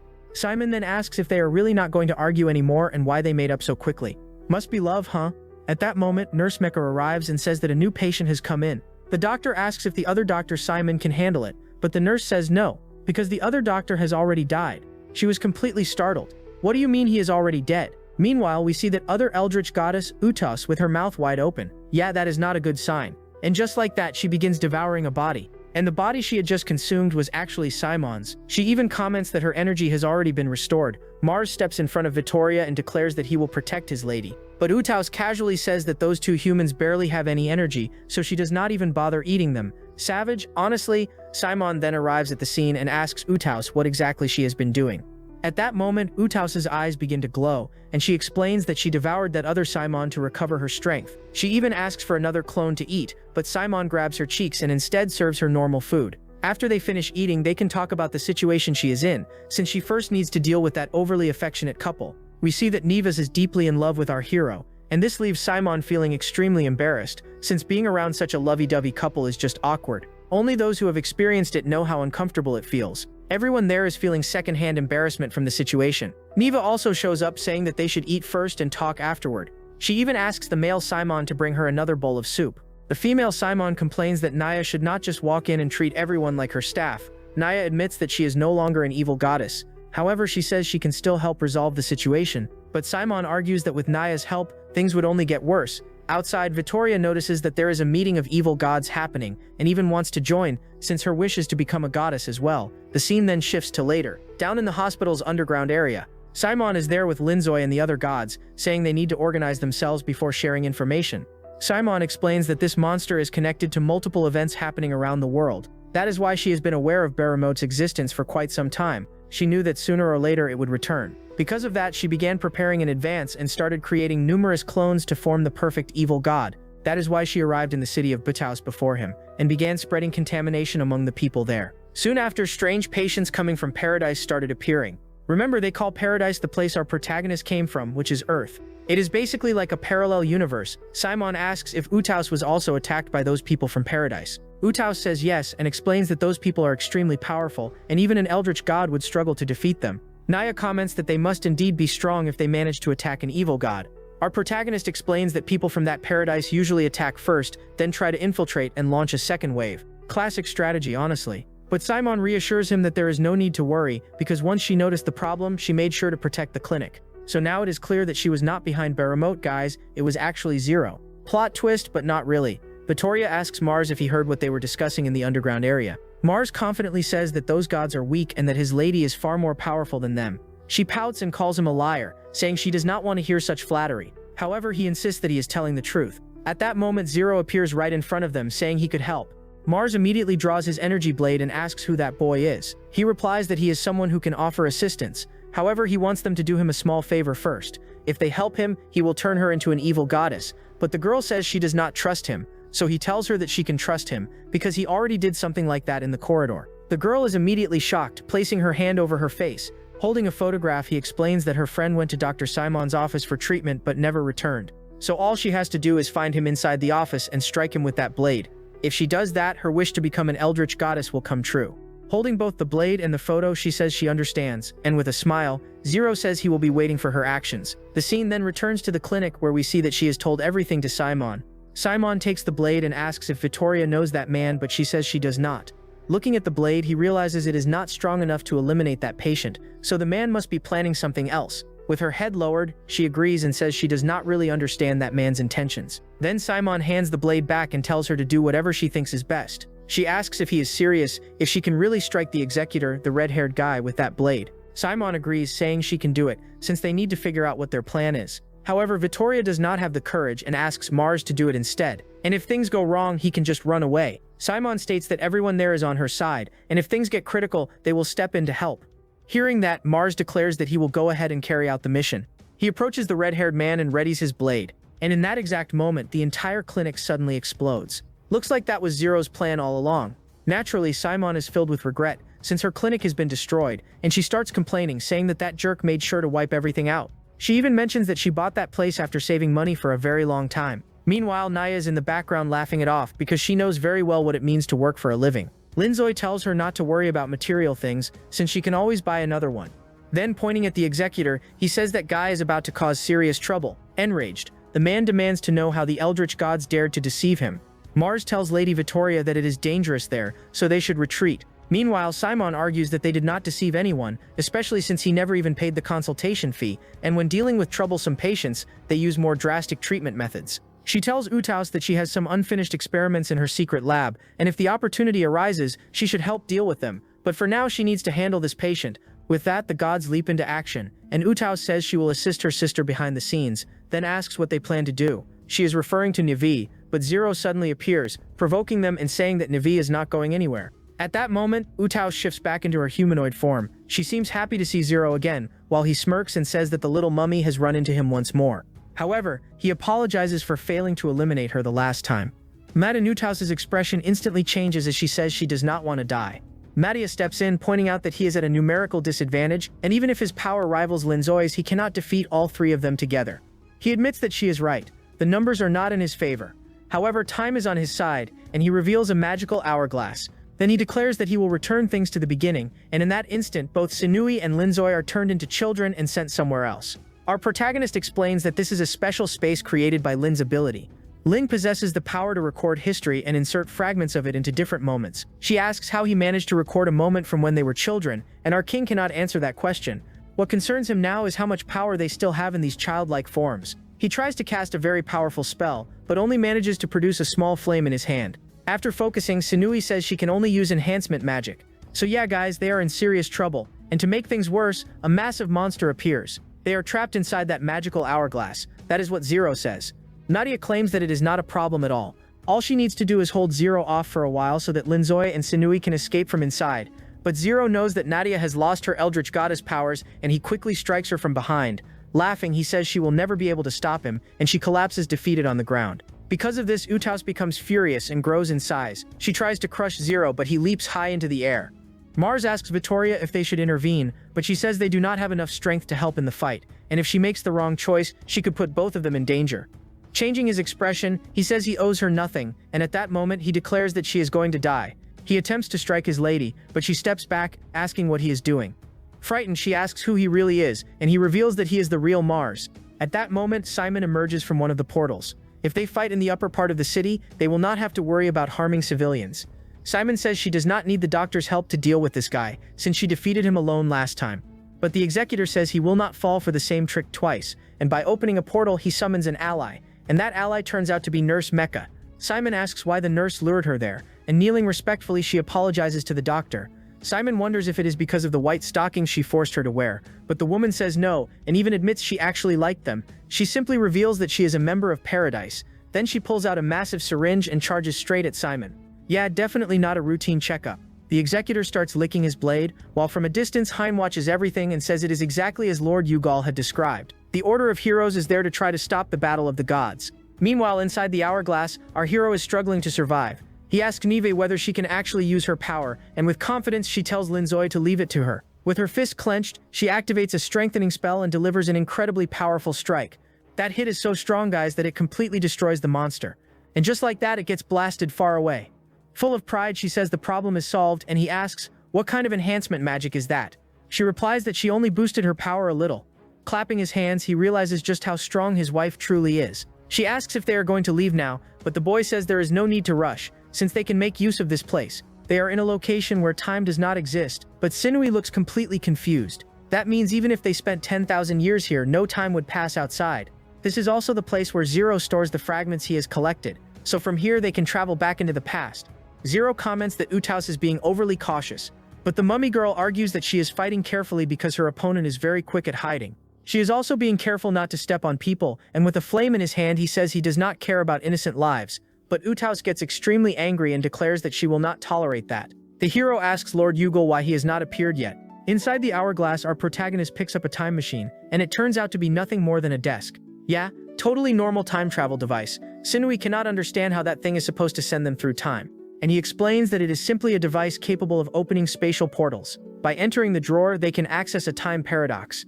He even remarks that, as expected, getting there was quite easy. They return to their original forms, and she loses her balance, falling on top of him. But at the last second, the guy manages to catch his wife, and Linzoy definitely came out winning in this situation, guys. Of course, she gets flustered and starts talking quickly to change the subject. She asks how exactly they are going to travel through time and why they would even do it, and he says there is a very reasonable reason for it. He wants to remove the curse from his heart so they can finally have a child together. He explains that he will travel through Nefi's past timeline to discover why the creator split into fragments and turned them into evil gods. Holding her hand, he says that once they uncover the truth and solve this issue, they will be able to live happily ever after.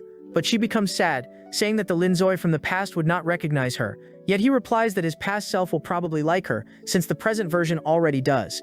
And if she manages to discover the cause of his curse, they will finally be able to have a child. The girl becomes extremely shy because he said that twice in a row. Laughing, he hugs his wife and says he hopes she can resolve this as soon as possible. Yeah guys, it seems our boy is really looking forward to, well, you already know. Meanwhile, we see Naya badly injured, complaining that this body is far too weak. Someone appears and asks if she has finally woken up. She says that Zero managed to escape with Linzoy and Niven inside the hourglass. When at the same time we see that our dear Niven has arrived in our hero's world. She looks completely human now, without horns, and she is fascinated because this is her husband's timeline. He is still in high school, so she heads over to the school. Disguising herself as a student, she says that she has finally found him. He is sitting there on the rooftop reading a book, while she tries to act as sweet and charming as possible. She calls out to Linzoy, but our guy barely pays her any attention. She smiles at him with an adorable expression, trying to make him fall for her. But the boy simply covers his face with the book, and she gets annoyed, saying he should not ignore her. With a bored tone, he tells her not to bother him because he was sleeping. If you notice, the cover of the book he was reading actually had Sinui on it. She gets irritated. She says this is frustrating, since he does not even know her yet, so the girl decides to try seducing him and asks if he wants to do something together. When he turns away, she says she will tell him a secret. In truth, she is his future wife. The boy simply stands up from his chair with a bored expression, while she lets out a small laugh. However, another girl suddenly appears, telling Nivid to wait a moment. She says she arrived first, and that Linzoy belongs to her. Wait, what is going on here? Linzoy explains that other girls also claim they will be his future wife, so he is already used to being chased like this. The blonde girl says she has known Linzoy for 5 years, and that he promised she would become his wife. Meanwhile, the black-haired girl says she has known him since childhood, for over 10 years, and that she will definitely be his wife. And it is not just them guys, there are even more girls claiming they will marry him. The guy even has a fan club, and Nivid realizes that winning his heart is going to be very difficult. The girls tell Nivid she can join the fan club too, since the line is already pretty long. The boy says he is not interested in those girls, and even turns his back on them. He does not like easy women, so he quickly says his goodbye. Not only is he popular, but he has attitude too. However, Nivis suddenly uses her tentacle powers. The guy is shocked and asks what that is, and she says he has no choice but to be with her, whether he wants to or not. The other girls start wondering what those strange tentacles even are. The blonde even starts wondering if she might be dreaming. Meanwhile, Linzoy is in Niva's past timeline. He places a hand on his head, questioning why his memory feels a bit scrambled. At that moment, a goddess in the distance asks if the boy is feeling sick. He replies that he is fine and thanks Lord Rudin for the concern. She explains that the Council of Gods deliberately invited many humans. To ensure their well-being, she was assigned to supervise them. He says they are almost there, and that this grand event will determine the world's fate for millennia. The girl agrees with him, and at that moment, the past version of Sinui appears, asking Ri if there is still any ham on the ship. And just like that, our hero ends up seeing his wife. With an innocent expression, she asks why that human is there. Meanwhile, back on Earth, the girl goes into our hero's room and starts going through his phone. She is trying to learn about that world and ends up discovering the full truth. But then she stumbles upon hentai videos, and he quickly tells her to stop watching that kind of stuff on his phone, while she insists she was just curious. She notices he is still tied up, and immediately extends her tentacles. After freeing him, she comments that his world feels very restrictive, while he responds that she is the strange one here. At that moment, he asks if she really is his future wife, and she confirms it, saying that he was the one who proposed to her. He realizes that his future self will probably travel to another world. She confirms that is correct and adds that he will become immortal. However, he will also gain an eternal curse. And that is why she came back to the past, to find out how he got that curse. She needs to break it no matter what. But the guy suddenly yawns. He even believes what she said, but he wants to know how they are supposed to figure out how to break the curse. With a cute expression, she admits that she does not know. The only thing future Linzoy told her was to go back to the past and find out. At that moment, a portal opens, and she grabs a pillow, announcing that she will be living with him from now on. And just like that, she says goodnight and tries to sleep, but the guy tells her she needs to do something first. She asks if it is about eating, since she is very hungry, and he says no, it is not about food. First, she needs to deal with those two girls. And we see that Sinui has tied up those girls who claim they would marry our protagonist. The blonde even complains that her head is about to explode since she is hanging upside down. At that moment, Linzoy's mother arrives home, and she ends up hearing two girls screaming. It even sounds like he is doing something very questionable to them. Yeah, this looks terrible out of context. You already know what that implies. His mother is completely shocked. Later, he tries to explain things to his mother and ends up telling a small lie, but his mother becomes happy, saying her son has grown up too fast. No mom, it is not what you think, I swear. With a gentle smile, Sinui assures his mother that she will be careful not to get pregnant, and the guy immediately gets annoyed, telling her not to make things worse. After that, once his mother leaves, he sends the two girls outside. He even tells them to keep everything a secret. Meanwhile, in the main timeline, Simon is fighting against her own employee. Mecca admits that her doctor is very powerful, and Simon asks if she truly came from paradise, since she seems like she belongs to this world. Meanwhile, the other Simon is asking for help, because his fight is becoming quite difficult. The doctor even complains that Simon is slowing down her mission, since he keeps asking for assistance. Then the nurse reveals that she is the most devoted follower of the creator, and her goal is to bring the former master back. And since Simon wants to create a new creator, she must be stopped, as that is considered a grave act of blasphemy. The doctor asks if that is really the reason, since it sounds quite foolish. At that moment, the woman begins transforming and even asks if Dr. Simon likes her beautiful body. She declares that she will use her powers to stop Master Simon and build an ideal world. We are shown this girl's past, where she is inside a church offering a prayer. Her little sister complains that she is hungry, so she gently pats her sister's head and says that once they finish praying, she will buy some bread. But someone suddenly appears there and asks if the two of them are followers of the creator. Mecca says yes and explains that she came to the church to pray. The man removes his hat and says that he also came to pray, but not to the creator, and then he pulls out a weapon. He reveals that he came to pray to the evil god Senro. Simon. Back in the present, we see the woman managing to pierce through the doctor's body. She declares that she has finally completed her mission, which was to take revenge. But in reality, that is not what happened, since both Simons are completely fine. They had trapped Mecha in an illusion, and she ended up striking the executor instead. The doctor asks Simon if he managed to see the visions from her memories. He says yes and explains that the man had killed Mecha's sister and was one of the church's fanatics. Simon even laments, saying that such fanatics end up tarnishing the reputation of the gods, and adds that being an eldritch god is actually quite a sad existence. Meanwhile, Mars declares that only he has the right to become an evil god. Victoria cannot understand why Mars is attacking her, but she realizes that his strikes are meant to kill her. He says she must be wondering why he is disobeying her orders, and according to Mars, that can only mean one thing. In truth, he was never dead. He was merely in a deep slumber. The girl closes her eyes as the attack comes straight at her. However, someone suddenly appears to save her, and it is none other than our boy Hein. With full confidence, he tells the young lady not to worry, because he is a holy knight. She warns him to be careful, since Mars is extremely powerful. The knight charges toward his opponent, but Hein calmly states that his sword can cut through anything, and without much effort, he slices through Mars's blade, even telling him to give up because he has no chance of winning. Clean cut, literally. Meanwhile, in another timeline, our protagonist from the past starts feeling something very unsettling. The teacher announces that she has some news for the class. Today they have received a new transfer student, and it turns out to be Nivi. She introduces our dear heroine, saying that her name is Sinui, and the guy almost spits in disbelief, saying, "There is no way she would go this far just to become my classmate." With an adorable smile, she introduces herself as Sinui, and she says she transferred from Japan. She even reveals that she is Linzoi's fiancé, leaving the guy completely shaken. His classmates start complaining, asking why all the beautiful girls are connected to him. One of them even says he is insanely jealous of Linzoi, and plans to beat him up after school.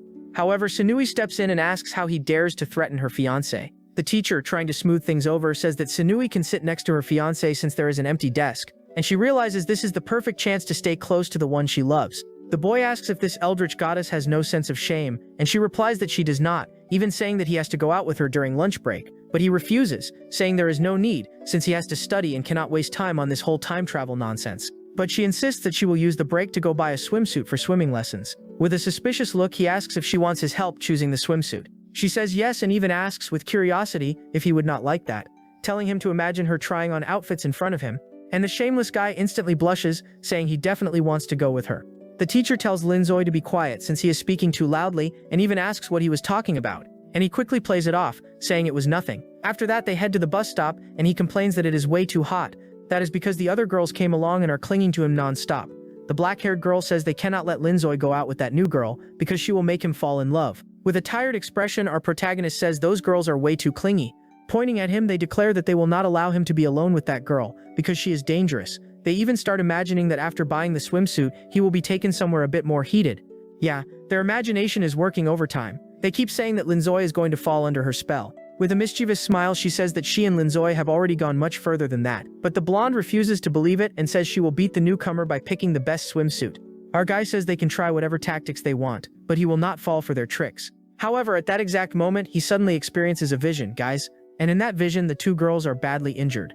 Sinui, clearly worried, asks Linzoi what he is feeling. And when the vision fades, he sees the two girls arguing over who gets to stay with him. However, he tells Sinui that it is nothing and that he is fine.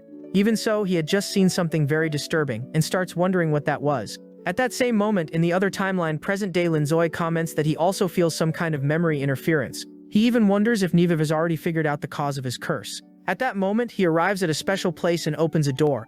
When he enters, a girl sitting at a desk asks the time traveler why he has come. He is standing before the great creator, guys, the supreme goddess who created the entire universe and summoned the time travelers. Wearing a hood, she says she already knows exactly why he is there. And the guy is immediately shocked, asking, "What do you mean you already know?" And at that moment, we see that the creator goddess is actually Lilith. At this point in the story, my brain is already melting. Guys, she makes a sad expression and says she did not like that Sinui left her to stay with the young master. He becomes suspicious and asks if the creator god is truly Lilith, since she seems more mature than before. He even finds it strange, because if Lilith is the creator goddess, then it feels odd, since she was never someone respectable, and the Lilith he knew would constantly insult him. Meanwhile, the creator in front of him seems much more normal, so to speak. In a cute manner, she says that since Lilith has already seen through her, there is no point in keeping up that fake personality anymore. But right after that, she changes her appearance and transforms into the blonde hero. Our protagonist points out that he forgot to switch bodies, and at that moment the creator god casually admits that he really did forget. And we see that the body is Lilith's, but the head belongs to Hein. Yeah, that combo is cursed. At that moment Simon enters the creator's chamber. She explains that as Lilith can see, the creator has fallen into an endless state of confusion, a complete madness. Lilith already suspected that the creator was going through something like that, but he did not imagine it was this severe. It is precisely because of this madness of the creator god that the world has fallen into chaos. So that does not necessarily mean that Lilith herself is the creator goddess, guys. At least that is what it looks like, since the being there is so unstable that it can take on any form. Even Simon mentions that the creator goddess has the ability to become anyone. However, she has become so insane that she can no longer tell who she truly is. Simon then invites Lilith to talk outside, so they head over to a garden. Lilith Zoe says he is going to be completely straightforward with Dr. Simon. Keep in mind, guys, they have no knowledge about time travelers. They only know about people coming from what they call paradise, but they do not realize those individuals can become incredibly powerful. So he reveals to the past version of Simon that he is a time traveler, and that an enemy, the evil god Buramoto, will return and bring destruction. The woman is shocked, and he explains that the main reason this monster will start a war is because the creator god has fallen. She is stunned and asks how he knows all of this. He says it is because he came from the future, and everything he is saying has already happened. She even thinks he sounds a bit foolish for saying something so absurd, but because Lilith Zoe speaks with confidence and possesses great power, it becomes easier for her to believe him. Back in the present, we see that Utas and Naya are both injured, and Simon arrives at the scene. Naya starts complaining, telling Simon to stop talking nonsense and help already. They had lost the battle, and Utas asks her to heal Naya first. Simon even reveals that she defeated the executor quite easily and asks where Zero has gone. We then see that he did not run away at all, and instead returns, saying that Simon's illusions do not work on him. She asks if he fabricated that lie about the creator being trapped in paradise and used it to deceive Mecha. With a smile, he asks how she can be so sure that it is a lie. She responds that she knows it is false because it would be impossible for it to be true. After all, the one who sealed the creator back then was her. Back at the pool shop on Earth, we see the blonde trying on swimsuits, but our protagonist gives her a score of 6. The black-haired girl tries on a more alluring swimsuit, but our hero says it looks too forced and gives her a score of 5.5. Savage judge. Then Nivis shows up, saying that the swimming class will happen soon, and that she would like his help. With a charming expression, she says she does not only want help choosing the outfit, but also wants him to teach her how to swim. Adjusting her hair, she asks if he likes the swimsuit she is wearing. The shameless guy starts sweating and gives her a perfect 10, saying she looks amazing. Leaning closer, she asks if he can teach her how to swim. Blushing, he asks if this mischievous goddess really does not know how to swim. With a trembling voice, she says she actually knows how, but still wants dear Lilith Toy to teach her anyway. The other girls suddenly show up and ruin the mood, saying they will teach her themselves and dragging the newcomer away. At that moment, he feels something strange again. It is that same vision of the girls lying there, badly injured. And the one holding a blade in that scene is none other than him. He even asks himself why he keeps seeing these visions. After pulling the newcomer away, they run back to him, asking if he wants to teach them how to swim. At that moment, Sunui realizes that he might have already noticed something. Everyone still believes that our protagonist and Sunui are trapped inside the hourglass. Simon asks Zero if he really thinks he stands a chance against the creator. He admits that it will indeed be a serious problem. However, according to him, what is trapped there is probably only the body, not the soul. Simon asks if he wants to test that theory. Holding the hourglass, he says there is still some time left, so there is no harm in trying. Meanwhile, we see that Mars has been captured. Hiren says it is useless while the man complains, and the blonde girl thanks him. However, he also decides to arrest Vittoria and asks if she will put on the handcuffs herself, or if he should force them on her. The girl is completely confused and asks why she also has to be arrested. According to him, it is because she and Mars do not truly exist in this world. They are merely characters from a story. The girl gets angry and says that is absurd, because she definitely exists. He restrains her and explains that someone with immense power brought her, a character from a story, into the real world, and until they uncover the full truth, the Salvation Society must detain her. He uses a magic spell to contact Jaeger, telling him that his mission has already been completed. Back in Lilito's past timeline, he is still talking with Simon, and he comments that the creator's situation must be extremely difficult. Simon replies that the arrival of a time traveler only makes everything even more complicated. She even wonders if that means the creator's fate was already sealed. He explains that in the future, the creator will disappear and summon heroes from another dimension to save the world, especially since the fallen gods ended up becoming corrupted, and he even says that, in his opinion, she and the others have already turned into evil gods. She responds that the creator goddess is the foundation of everything, and if she has gone insane, then the lesser gods like them would inevitably become corrupted as well. With a saddened expression, she asks, who could possibly be capable of attacking the creator god? The guy scratches his head and says that maybe it was him, and of course, she was completely shocked. In fact, what he wanted most was to prevent travelers from being summoned to other worlds. and perhaps he attacked the creator because it was precisely she who summoned the humans from Earth to this fantasy world. So, the only way he could imagine stopping that was by trying to defeat the creator. The problem was that he did not know the creator had become completely insane. Meanwhile, back on planet Earth, Linzoy was in the pool together with Niv. It was very strange that this girl had appeared out of nowhere and said that she would marry him in the future. However, she was very beautiful, and the big guy was gradually starting to fall for her because it would be very difficult to resist a waifu like that. He asked the mother goddess if she knew anything about the vision he had seen, and making an adorable face, she asked why he was only seeking her help now. He wanted to know what was happening and why he was having these illusions. The girl then stood up and said that she would help Linzoy see the whole truth. As she approached him, she asked if he was prepared for his world to be turned upside down. At that moment, he began to feel intense pain, and his mind was teleported to a completely ruined world with a gigantic tree. He asked what that was, and why the city was in complete ruins. Sinui then revealed that in 3 days this world would enter a global apocalypse. She pointed at that tree and said that it was an extremely supreme evil god that had destroyed all of humanity. And she even said that in the future he would become a time traveler to stop that evil god. She said that she came from that future where he would marry her, and the reason she had returned to the past was to discover who had cast the curse on him, because they could only save the world if they had a child. But because he was cursed, he could not get close to her. And she also said that she could not wait to send him back to his true home, so that they could live a happy life together. After that, Sinui stopped that illusion magic. They returned to the pool. Still somewhat doubtful, Linzoy asked if it was true that the world would end in 3 days. At that moment, those 2 girls who were in love with him appeared and even said that that white-haired brat was hugging Linzoy. Meanwhile, in the timeline of our protagonist, the true timeline, he felt as if the memories from Sinui's other timeline were collapsing. He also remembered his friend, that blonde saint girl, saying that he would need to find a way to bring all of them back home. He needed to uncover the mystery of who had placed that curse on his heart, the one that prevented him from getting close to the gods. So he told Sayman that he had an idea for solving the whole problem. But for that he would need Niv help. The truth is that Niv still did not really know him yet, guys. So they ended up going down to the lower deck of the ship. Niv was eating a delicious meal. Sayman said that she needed to introduce someone to her, and full of curiosity, Niv asked who it was. At that instant, Linzoy appeared and introduced himself to the mother goddess Nive. Sinui asked who he was. Then she remembered that she had already seen him the previous day when he was near the ship. But the big guy said that he had known the goddess for much longer than just since yesterday. As he approached her, he said that he was a time traveler and that he had come from the future. In a very respectful manner, he said that he was married to the mother goddess, Sinui. She could not understand anything. And feeling extremely embarrassed, she put her hand over her mouth and asked, "Were we really married?" And even scratched his head and said that it was probably true, that he was not lying. Then he revealed that he wanted Niv's help with something, and with a confused expression, the girl said that she did not understand anything.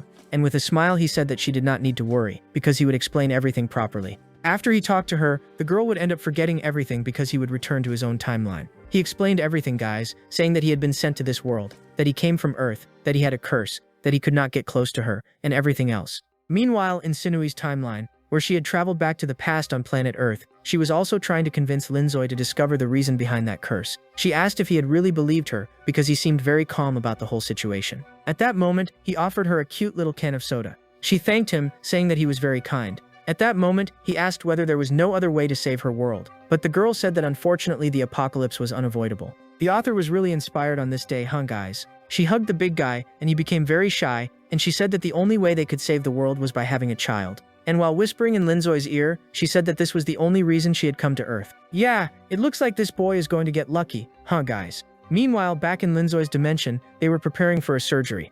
Simon put on the gloves and picked up a scalpel, and then she asked Linzoy if he was sure that this plan would work. He said yes, and even mentioned that Nive would be handling the anesthesia. And we see that she was holding a giant gun, giving a thumbs up. He said that the equipment was primitive, but that anesthesia would do the job. What they had done, guys, was chain up the mother goddess, and she remained there begging for help. The creator goddess had gone insane and kept transforming her body into several different people. Linzoy managed to convince Simon to perform a kind of surgery to somehow separate the spiritual part of the creator goddess's body. Simon herself was thinking that maybe it would not work, but it would be better to trust this boy than keep risking the future of the entire galaxy. Holding the scalpel, he said that he did not have much experience with this, so he immediately grabbed a chainsaw instead, saying that this equipment was much more suitable, and thus they performed the surgery in a very unconventional way. After a few hours, he wiped the sweat from his forehead, saying that he had finally finished. And then the two celebrated, saying that the surgery had been a success. Simon rang a little bell, saying that this had basically been an exorcism. Nive said that even though she did not really understand what they were doing, she completely trusted Mr. Linzoy. Our protagonist was holding some parts of the creator's body and asked Simon what that meant. She explained that what he was holding was the main part that had been removed from the creator's body. Then Linzoy asked if she could take care of that main part, catching the doctor by surprise. He said that it was because in the future she had always kept the creator's body close to her, which was why he trusted her. Of course, the girl felt somewhat awkward, since taking care of the creator's body would be a huge responsibility. But at that moment, the dragon goddess arrived there, catching them by surprise. They immediately did not know how to react. And then the dragon goddess saw Mother Creator lying on the stretcher covered in blood. She told Rui Jin that she could explain everything that was happening. But of course, the dragon goddess became extremely furious and said that there was nothing she could explain. And she even accused the group of trying to eliminate the creator goddess. She then stretched out her hand and said that they should pay 500,000 gold coins so that she could forget all about it. Remembering that she is a dragon and dragons love gold. Next, we see that she had been captured, and it seemed that she was enjoying being tied to that chair. Guys, Linzoi said that he was actually going to use her power to accomplish his goals. And he even said that it was to save the entire universe. He said that the goddess of dragons possesses a power that surpasses all the other gods. And as he extended the goblet, a black liquid began to emerge from inside it, and Rugen started screaming, calling that goblet her child. The other two goddesses in the background mocked her, saying that Ryan treats gold as if it were her own children. Here, every god is stranger than the last. At this moment, a very strange scene takes place, guys. It seemed that Ryan was enjoying being mistreated by him, especially when he said that he was going to steal all her gold. But in reality, he did not want to steal anything, guys. He only wanted to use that golden chalice as a vessel. The scene returns to planet Earth in Knives' timeline. Sitting on his bed, she asked if he had already prepared everything for them to begin the journey. He adjusted his cap and said that he had already gathered everything he would need. She even said that once they started the journey, he would spend a long time away from home. And he agreed, saying that it was fine, because he knew that this mission to save the world was very important. Do not ask me how he immediately believed all of this, guys. I do not know either. He went to his mother's room and said goodbye to her without her being able to hear him. And he said that this was also to save her. Outside, he asked Sinui where they were going. He looked up because he was sensing something extremely terrifying. However, she held his hand, telling him to stay calm, and even said that her goal was to reach the moment of the apocalypse to see whether something had truly cursed his body. Meanwhile, Linzoi was using that goblet that he had called a vessel. Thus, he began chanting magical incantations. He was trying to summon a new power. All of this was to discover the whereabouts of that world. He said that the past and the present were inside his body, and because of that, he wished to summon the Lord of Time. The Lord of Time was responsible for merging the two planets, planet Earth and the magical planet. And thanks to the Guardian of Time and Space, he had made it this far. And so he continued reciting the chant, until he finally saw his homeland. And from above, he could see Japan, China, and Korea. But at that instant, interdimensional portals began appearing around him. The Great Lord of Time asked whether that human truly thought he could cheat the stars. Our protagonist became angry, saying to that old fool that he would not allow the world to be destroyed. Meanwhile, Sinui ended up taking Linzoi from planet Earth to New York City. The boy asked how he had been teleported to that place, and the girl, smiling brightly, said that she had brought him to the exact moment when the apocalypse would begin, since the apocalypse started in the United States. But the big guy got angry, saying that he was only a high school student and that he did not know how to fight. Besides that, he was feeling a terrifying aura, and Sinui said that it might be Bermote. She said that she believed that when Bermote entered this world to bring about the apocalypse, he must have placed a kind of curse on all humans so that they would not be able to ally themselves with the gods. She looked up and waited for the exact moment, thinking that something was going to fall from the sky. But then she heard a noise behind her. Linzoi said that they were those girls who kept chasing him at school and even asked how they had ended up in the United States. Sinui said that she did not know either, and even imagined that perhaps Bermote was using the power of time to interfere with the timelines. At that moment, she figured it out, guys. Bermote really was manipulating time, and he was basically interfering with everything. The girls kept telling Linzoi to stay away from that girl. They truly were being controlled by an evil energy. Linzoi lamented this and asked Sinui if there was any way to save those girls. And even though he did not like them, they were still his classmates. At that moment, Sinui grabbed them with her tentacles and said that she was doing it only to restrain them, so that they would not hurt themselves even more. However, a bald man wearing dark sunglasses appeared behind them, saying that in fact he was not going to let them escape. The guy was standing on top of a helicopter, and when he landed below, he introduced himself by saying that he was the current president of the United States. I think the author must have used some illicit substances while writing this part of the story. It is impossible. Sinui asked whether the president was also a servant of the evil god Bermote. And the man said yes and even stated that Bermote would bring the apocalypse to Earth. And the evil god had promised that he would save him and the inhabitants of the United States from this worldwide destruction. Linzoi began to understand a little more about what was happening. And the man kept saying that this boy would be one of the chosen ones to try to save the magical world. But that would interfere with his god's plans. That guy was basically working for Bermote. And because Bermote guys controlled time, he knew that the humans summoned by the creator goddess could stop his plan to control all timelines. That is why he placed this curse on our protagonist so that he would not ally himself with the gods. And he even brainwashed them into believing that the gods were the evil deities that needed to be fought. When in reality, the true evil god was Bermote himself, who was behind everything. Sinui asked the president what she would need to do for him to let the two of them escape alive. But if he insisted on trying to eliminate her husband, she would certainly eliminate him first. The man laughed and said that since he was on the side of the god Bermote, nothing would stop him. Meanwhile, in Linzoi's timeline, he was arguing with Bermote, the Lord of Time. The god Bermote wanted to dominate the entire universe, and he basically accomplished this by first manipulating the creator goddess into going insane. At that moment, Zero appeared there. He said that he had always waited for this moment. Even though he had been defeated many times by Linzoi, his plan had finally succeeded. Linzoi asked if Zero was the reincarnation of Bermote. Laughing, Zero said yes and even asked why he thought he had been attacking the gods from the very beginning. And he was also responsible for eliminating several time travelers. He did all of this to create the true paradise, and that paradise would be brought by Bermote. In a serious tone, Linzoi called him a traitor. But Zero kept saying that he had not betrayed anyone. In fact, the creator had been insane all this time, and if she were not removed from power, she would put the entire universe at risk. He even said that, in reality, the time travelers had been interfering with Bermote's plan, and that if it were not for the time travelers, the world would have become a paradise long ago. And in truth, the real traitor was Linzoi himself, who had married gods, who were his true adversaries. However, our protagonist knew that the eldritch gods were not the true enemies, but rather Bermote. And Zero still kept saying that all this time he had been the one on the right side of history. Our protagonist asked whether he also carried that curse, and Zero said yes, he did. He also could not stay very close to the eldritch gods, because his heart would begin to hurt intensely, and he even revealed that both of them had this curse, because they were the same person. Just as Linzoi had divided the creator's body, the two of them were also the division of a single being. Zero said that he was the spirit of Bermote, while Linzoi was the body of the god Bermote. Our protagonist did not believe this and said that it was a lie. But Zero said that in reality, when that body was separated, it ended up being sent to Earth and was reborn in the body of a child. He ended up becoming the son of a woman and grew up there on that planet. He grew up and became very popular, but the memories of the god Bermote never surfaced in his mind. In the same way that he was the spirit of Bermote, Linzoi was the body. He had not revealed this from the beginning because he imagined that sooner or later Linzoi would awaken his memories. Yeah guys, this is a huge revelation, but keep watching because it gets even better. Zero began using a dirty trick and started using his transformation power. He transformed his body to look exactly like Sunui's, and said that if Linzoi wanted, the two of them could continue living together for all eternity, without being destroyed. He moved very close to Linzoi's ear and said that it would be a pleasure to be his wife. But our protagonist slapped Zero and said that he would not fall for that dirty trick. Zero laughed and said that it was very difficult to convince his other half that he was wrong. But Linzoi said that it did not matter whether that was true or not. He loved only Sunui, and he wanted to spend all eternity with her. But he also wanted to restore the lifespan of his companions who had been taken from Earth. He was going to bring back all of his companions who had died in this world and give them a new life on Earth, the life they were meant to live. But Zero kept laughing, saying that it was impossible. Even if Linzoi had 50 billion more years, he would not be able to accomplish that goal, because it would be impossible to bring all those humans back to Earth. Linzoi knew very well that Berremote controlled time, and that was one of the powers that the evil gods also possessed. However, this place that he had created using the dragon goddess's goblet was basically a power strong enough to oppose the god Berremote. At that moment, our protagonist held a book and said that he was one step ahead of Zero. These books contained records of time. It was practically an infinite library of books.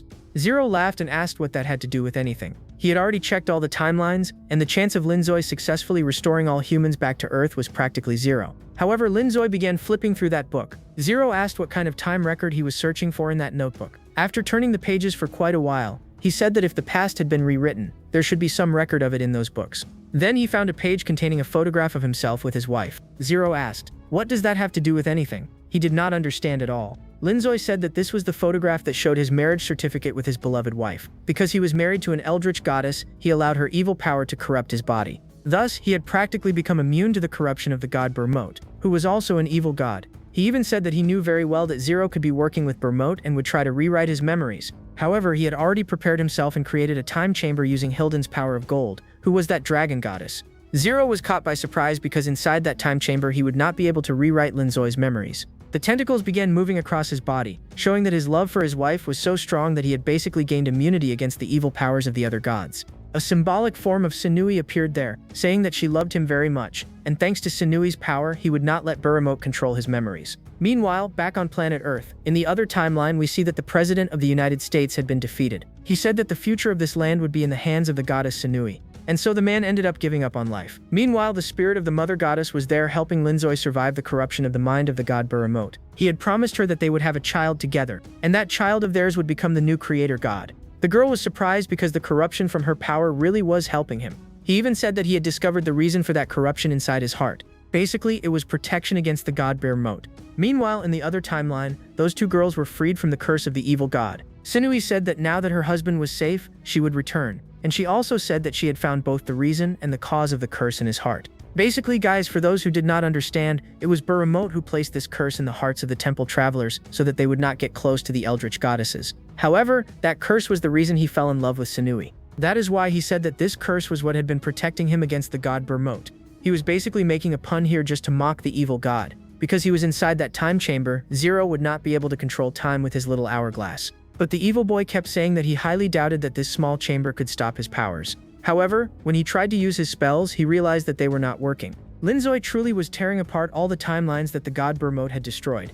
And he also said that he would not allow Zero to dominate the universe. Laughing, Zero said that this was not enough to defeat him, much less to defeat the god Berremote. Thus, he ended up using his hourglass, which has the power to turn back time. He was basically trying to make our protagonist return to being a little child, just as he had done before. However, something ended up grabbing his leg. It was Linzoi himself, saying that he would not let him escape from the time chamber. The book ended up closing, and at that moment Zero realized that he had been teleported somewhere else. This was the Temple of Myriads, the place that Linzoi himself had written into existence. This space had been created by him, which is why his power inside it was practically infinite. At that instant, he snapped his fingers, and the spirits of all his fellow travelers from Earth appeared in that place.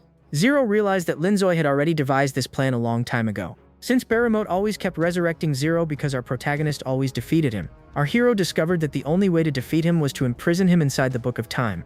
The magic of turning back time would not work in that place.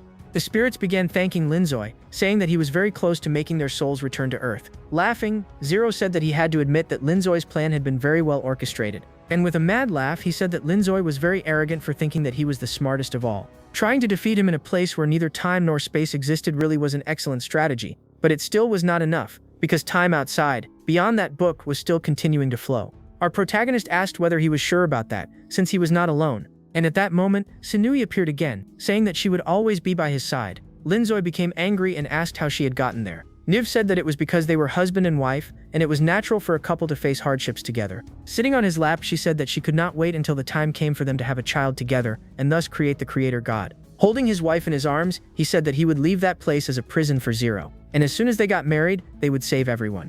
The scene shifts to another timeline, guys. A third timeline. Someone was writing a story, and in that story was exactly everything that was happening. And she said that, in fact, Linzoi ended up kissing his wife with great passion. The one writing that story was Sunui herself. Lilith asked the Divine Mother Goddess if she was writing that story that she had been creating for such a long time. She even said that the story was kind of silly, but Niv became extremely furious because Lilith was saying that her story was not good. She told Lilith to take it seriously, because Linzoi was having a fierce battle against Berremote at that very moment. At that instant, Sunui said that she was going back to her room, and we see that she was holding that exact same book that Linzoi had been holding. She said that after that day, the world forgot Linzoi and viewed him as if he were a character from a book. But she did not forget. No one remembered Linzoi fighting against Berremote. In the eyes of other people, the time travelers were merely a children's story, but she knew very well that all of it was real. Yeah, guys, if you did not understand anything here, do not worry, because I will explain it. In another timeline, it is understood that Sunui was writing the entire course of the story, not Berremote. But from what I was able to understand, that timeline is basically an extra timeline, a bonus timeline. Meanwhile, Linzoi was still there fighting against Zero. Zero said that he would not give up, and thanks to Berremote's power, he would be able to defeat Linzoi even inside the Book of Time. But our protagonist said that he had been prepared for this moment, and at that instant, a spiritual being wearing armor appeared behind Linzoi. Sunui said that she would help him with her power, and said that she would help Zero discover his past so that he would stop working for the god Berremote, and realize that he was on the evil side. Our protagonist asked what that was, and she said that it was a memory sphere that contained the emotional records that a person had experienced. Zero asked whether the mother goddess had really managed to use such a power, and Linzoi said that he should not underestimate his wife. Thus, Sunui threw that sphere into the air, and at that moment, that sphere emerged from inside the book of that other Sunui who was writing. Upon catching that sphere, the Sunui from that third timeline said that she had an idea, and that she was going to start writing. She began writing a different past for Zero, and this started to interfere inside the book. And at that moment, Zero was teleported to his past back on Earth. He opened the door to his room, saying that this was merely one of Sunui's hallucinations, created when she threw that sphere into the air. And when he opened the door, he ended up seeing his father and his mother. The boy's mother called him Ling, calling him over for lunch. She even said that she had made the boy's favorite meal, and he stood there thinking that these illusions were rather strange. His father was, as always, reading the newspaper, while his mother said that she had made steamed meat. As he prepared to sit down, he kept telling Sunui, the mother goddess, to stop these hypnosis tricks. However, the smell was delicious, and when he tasted a spoonful, he realized that the flavor really was the same as the food his mother used to make. Ling's father kept making jokes about the food. Then the boy's mother hit his father, After that, she kept asking whether they did not like her cooking, and even said that she put a lot of effort into making tasty meals. He realized that his mother was truly acting exactly the way she always did. It was strange for the hallucinations to be so perfect. He ended up standing up, and his mother asked what he would like to eat the next day. He said that he wanted pork, and he even asked the supposed hypnosis clones of his parents what his favorite game was. His father answered that it was Dragon Quest, and as he kept asking questions to his parents, they kept getting every answer right. At that moment, he realized that it was not a hallucination. These were his real parents. The boy's father even accidentally let it slip that he had been saving money to buy a new game for his son, and the mother went over and took the money from his wallet. After that, she gently patted her son and called him to help her wash the dishes. And so he began reliving the memories of his past, exactly the wonderful life he had on Earth. He even played video games with his father, and at that moment he realized that his life here on Earth had been very good, and he wished that his life could continue like that for all eternity. He even gave a satisfied smile, remembering the good moments he had experienced. However, he managed to return to the book. He realized that those memories were real, and were not merely hallucinations. At that moment, another Zero appeared. This Zero was saying that the time travelers truly believed that after defeating the Demon King, they would be able to return home. He even asked the other Zero whether he had enjoyed that vision he had of Earth and whether he had liked it. That meant that this Zero was a traitor. The boy began saying that no, he was not a traitor. However, this other Zero who had mysteriously appeared pointed his hand forward and began using a power, die, and thus he began casting a spell. However, great chains appeared, telling them to stop. It was Sinui's power, and thus he was chained up. That was the true body of Baramote. Linzoi said that he was not going to stand by and watch Baramote alter the memories of his dear friend Ling once again. It was confirmed, guys. Zero was not actually evil. He had simply been cursed with the spirit of the Demon King. The guy was just unlucky. That is the truth. Laughing, Zero said that he was also going to take Linzoi's body, because both of them belonged to him, since they were the most powerful bodies. Linzoi also did not know that Zero was a good person, and when Sinui sent him into the past, Linzoi saw that that boy had a good heart. He even assured his friend that he would do everything possible to bring him safely back to Earth, because that was where true humans belonged. They never should have come to this place. Bermote, in Zero's body, kept saying that Linzoi was getting too full of himself, believing that he could defeat him. And with an evil laugh, he said that he was also going to take Linzoi's body. At that moment, our protagonist felt something striking directly into his mind. Those chains that had imprisoned Baramote were shattered. And meanwhile, he said that he would impose a restriction on the boy and began chaining up his very own symbolic heart. At that moment, the protagonist's mind was hurled upward. Sinui realized that only her husband's body remained there, and that his mind had been thrown outside the book. All it took was separating the mind from the body so that the body would remain there completely emotionless, and then it would be very easy to take over it. Sinui began shouting, telling Linzoi to resist the pressure. But since that Sinui was merely a projection of consciousness inside the book, he said that it would be very easy to remove her from there. And using only a weak spell, he managed to make that projection of her disappear. She realized that Linzoi's mind was drifting outside the book. Baramote kept laughing and told Zero that he would still regret betraying him in the end. At that moment, the book that Sinui had been writing began to glow. At that moment, Zero was also thrown out of the book. Sinui ran over asking Linzoi if he was okay. At that moment, she realized that he had hidden himself inside the melons. She asked how he had managed to get out of the book she was writing. Then he ended up explaining that he was battling Baramote and that his mind had been thrown out of the book. He had become tiny because that was only the power of his consciousness, and his real body was inside the Book of Time. Sinui began feeling guilty and also became embarrassed by the situation, because it had been thousands of years since she had last seen him. Using her hair, she wrapped the tiny boy up, and with great affection she said that she would protect him. And in the background, Zero kept saying that he was also there watching everything and that it was embarrassing. And the two of them ended up becoming shy. At that moment, the book began moving on its own, until it reached a section that had not yet been finished being written. They wondered how Baramote was managing to rewrite history even while imprisoned inside the Book of Time.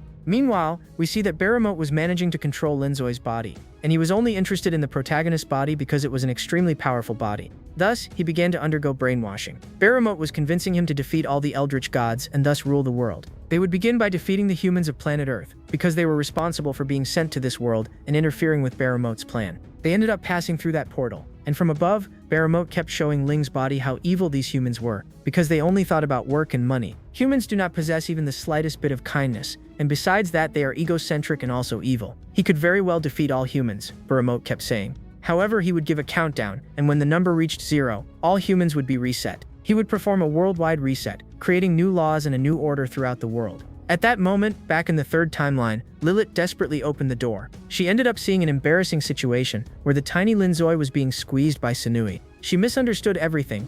It was all a misunderstanding, and she apologized for interrupting the goddess's intimate moment. But afterwards, Sinui explained everything to Lilith and said that another timeline was being destroyed by Baramote. A brief explanation here, guys, which Linzoi ended up giving. He said that Baramot had interfered with all timelines, and because the goddess Sinui exists across several timelines, she also has the power to rewrite history. That is why she was writing the story inside that book, which was precisely the book in which he had imprisoned the evil god Baramot. I know it is a little confusing, and if you want to understand a bit more, at the end of this video I will give some explanations because I know the story is a bit complex. Basically, he was trying to convince Lilith to help him return inside the book to stop Baramot from controlling the entire universe. He even made up an excuse, saying that humans can only recharge their power by using the power of the mother goddess's tentacles. And in the background, Zero kept saying that this was a lie, because the boy was shameless. The skull-headed guy appeared, telling the mother goddess to go outside and take a look because something was happening. And when she went outside, she realized that the influence of the evil god Baramot had also affected that timeline. Baru ended up explaining to the mother goddess that Baramot was trying to dominate all timelines. There were a total of 406 timelines. It is a number that I do not even know how to write. Zero said that he had been deceived the entire time and had served as Baramot's representative, but because of that he learned a few things about the evil god. In reality, that body they had been seeing the entire time was still not the real body. Baramot was only using Zero's body as a vessel, the boy kept saying. Linzoi asked Sinui if she was ready to save the world, and the girl said that she was ready to face anything by his side. Thus, they decided to go after the other eldritch gods from the first timeline to see whether they would help. Maya said that she was not very interested. Sinui explained that the god Baramot was going to take over all timelines, but even so, Naya was still not very interested, guys. She even said that she would love to help them, but she needed to sell a few houses because she still had not met her sales target, and if she did not sell that house today, she would be fired. Niv even said that the world was going to be destroyed, so meeting her target would not matter at all. But for a worker, the final day to hit the target was the most sacred thing of all, she kept saying. Next, they went to Ryan, the dragon goddess, to ask for her help in facing the evil god Baramot. Sinui, as always, explained everything, saying that Baramot was going to take over all timelines. But time costs money, and since the dragon goddess was very interested in wealth, she kept saying that she would not spend her precious time trying to fight an evil god. Next, they went to Simon's clinic, but the doctor was on medical leave. Naive even asked, how can a doctor be on medical leave? Returning to the third timeline, she became very sad, telling her assistants that the gods were not reliable at all. Linzoi asked whether they could not ask other gods for help, because he knew very well that there were many other gods. She shook her head, saying that they could not count on the others, so all that remained was to try to fight him alone. Lilith tried to warn the mother goddess that it would be very dangerous for her to battle that monster with only herself and Linzoi. But that was not what she was trying to do, guys. She used her power to summon all of her sibling gods.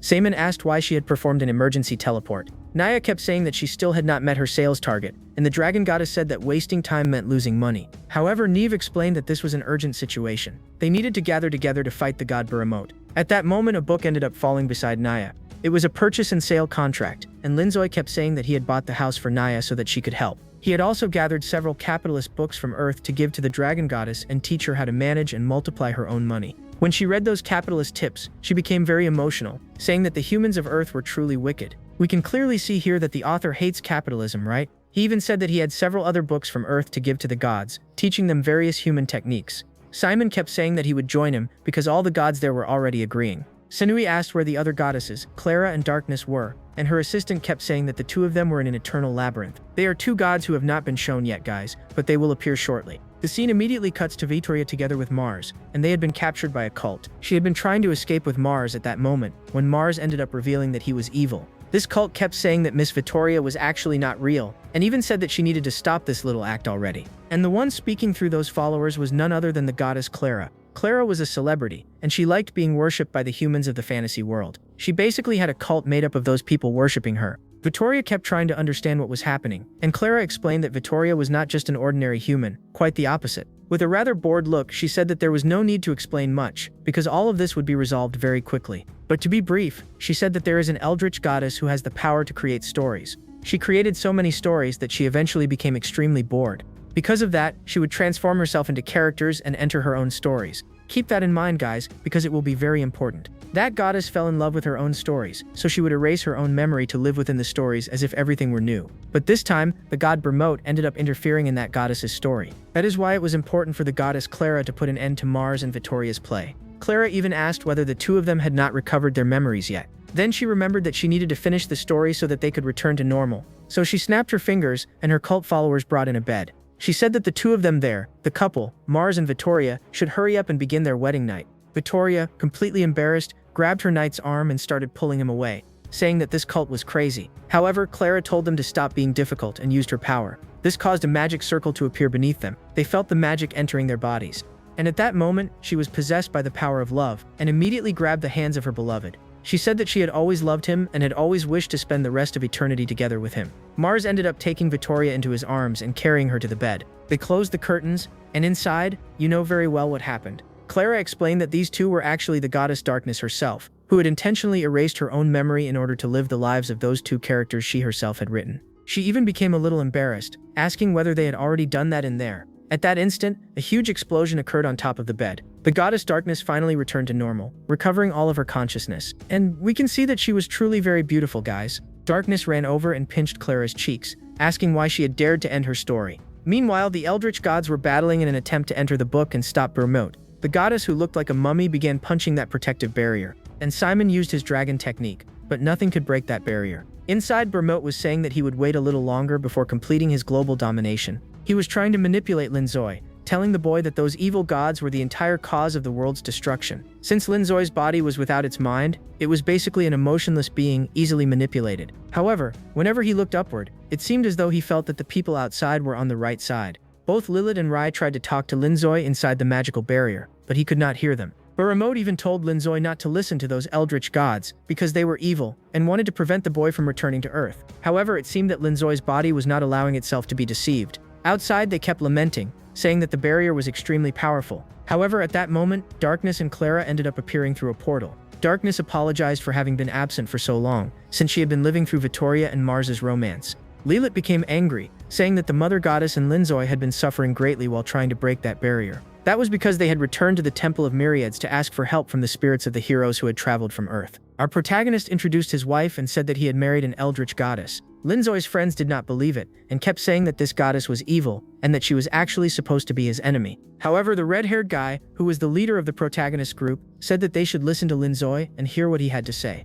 But first, he had a very serious question. He asked Linzoy whether they had already done that, guys, and he is not suggestive at all, right? Upon hearing that, poor Sanui became extremely embarrassed and even squeezed Linzoy there among the melons. That shameless blonde girl kept saying that she would teach Sanui how that should be done. But Hein from the past, the blonde guy, slapped his friend and told her to stop being so shameless. Rias, being Linzoy's best friend, said that he trusted the boy and would listen to everything he had to say. Then our protagonist explained that the Earth they had wanted to return to had already been destroyed by Berremote, and they were shocked. However, they could use Sanui's power to go back in time and restore Earth, but that would only be possible if they destroyed Berremote. Haynes kept saying that if Earth had been destroyed, then they needed to unite in order to defeat Berremote. At that moment, Sanui began using her power to gather all the spirits. If she could cast a large enough spell, she could teleport everyone inside the magical book. Meanwhile, Darkness was using her feline power. She said that she would break that barrier with her most powerful attack, and with Clara supporting her, she began singing magical songs. However, nothing worked, guys. It seemed that that barrier was truly indestructible.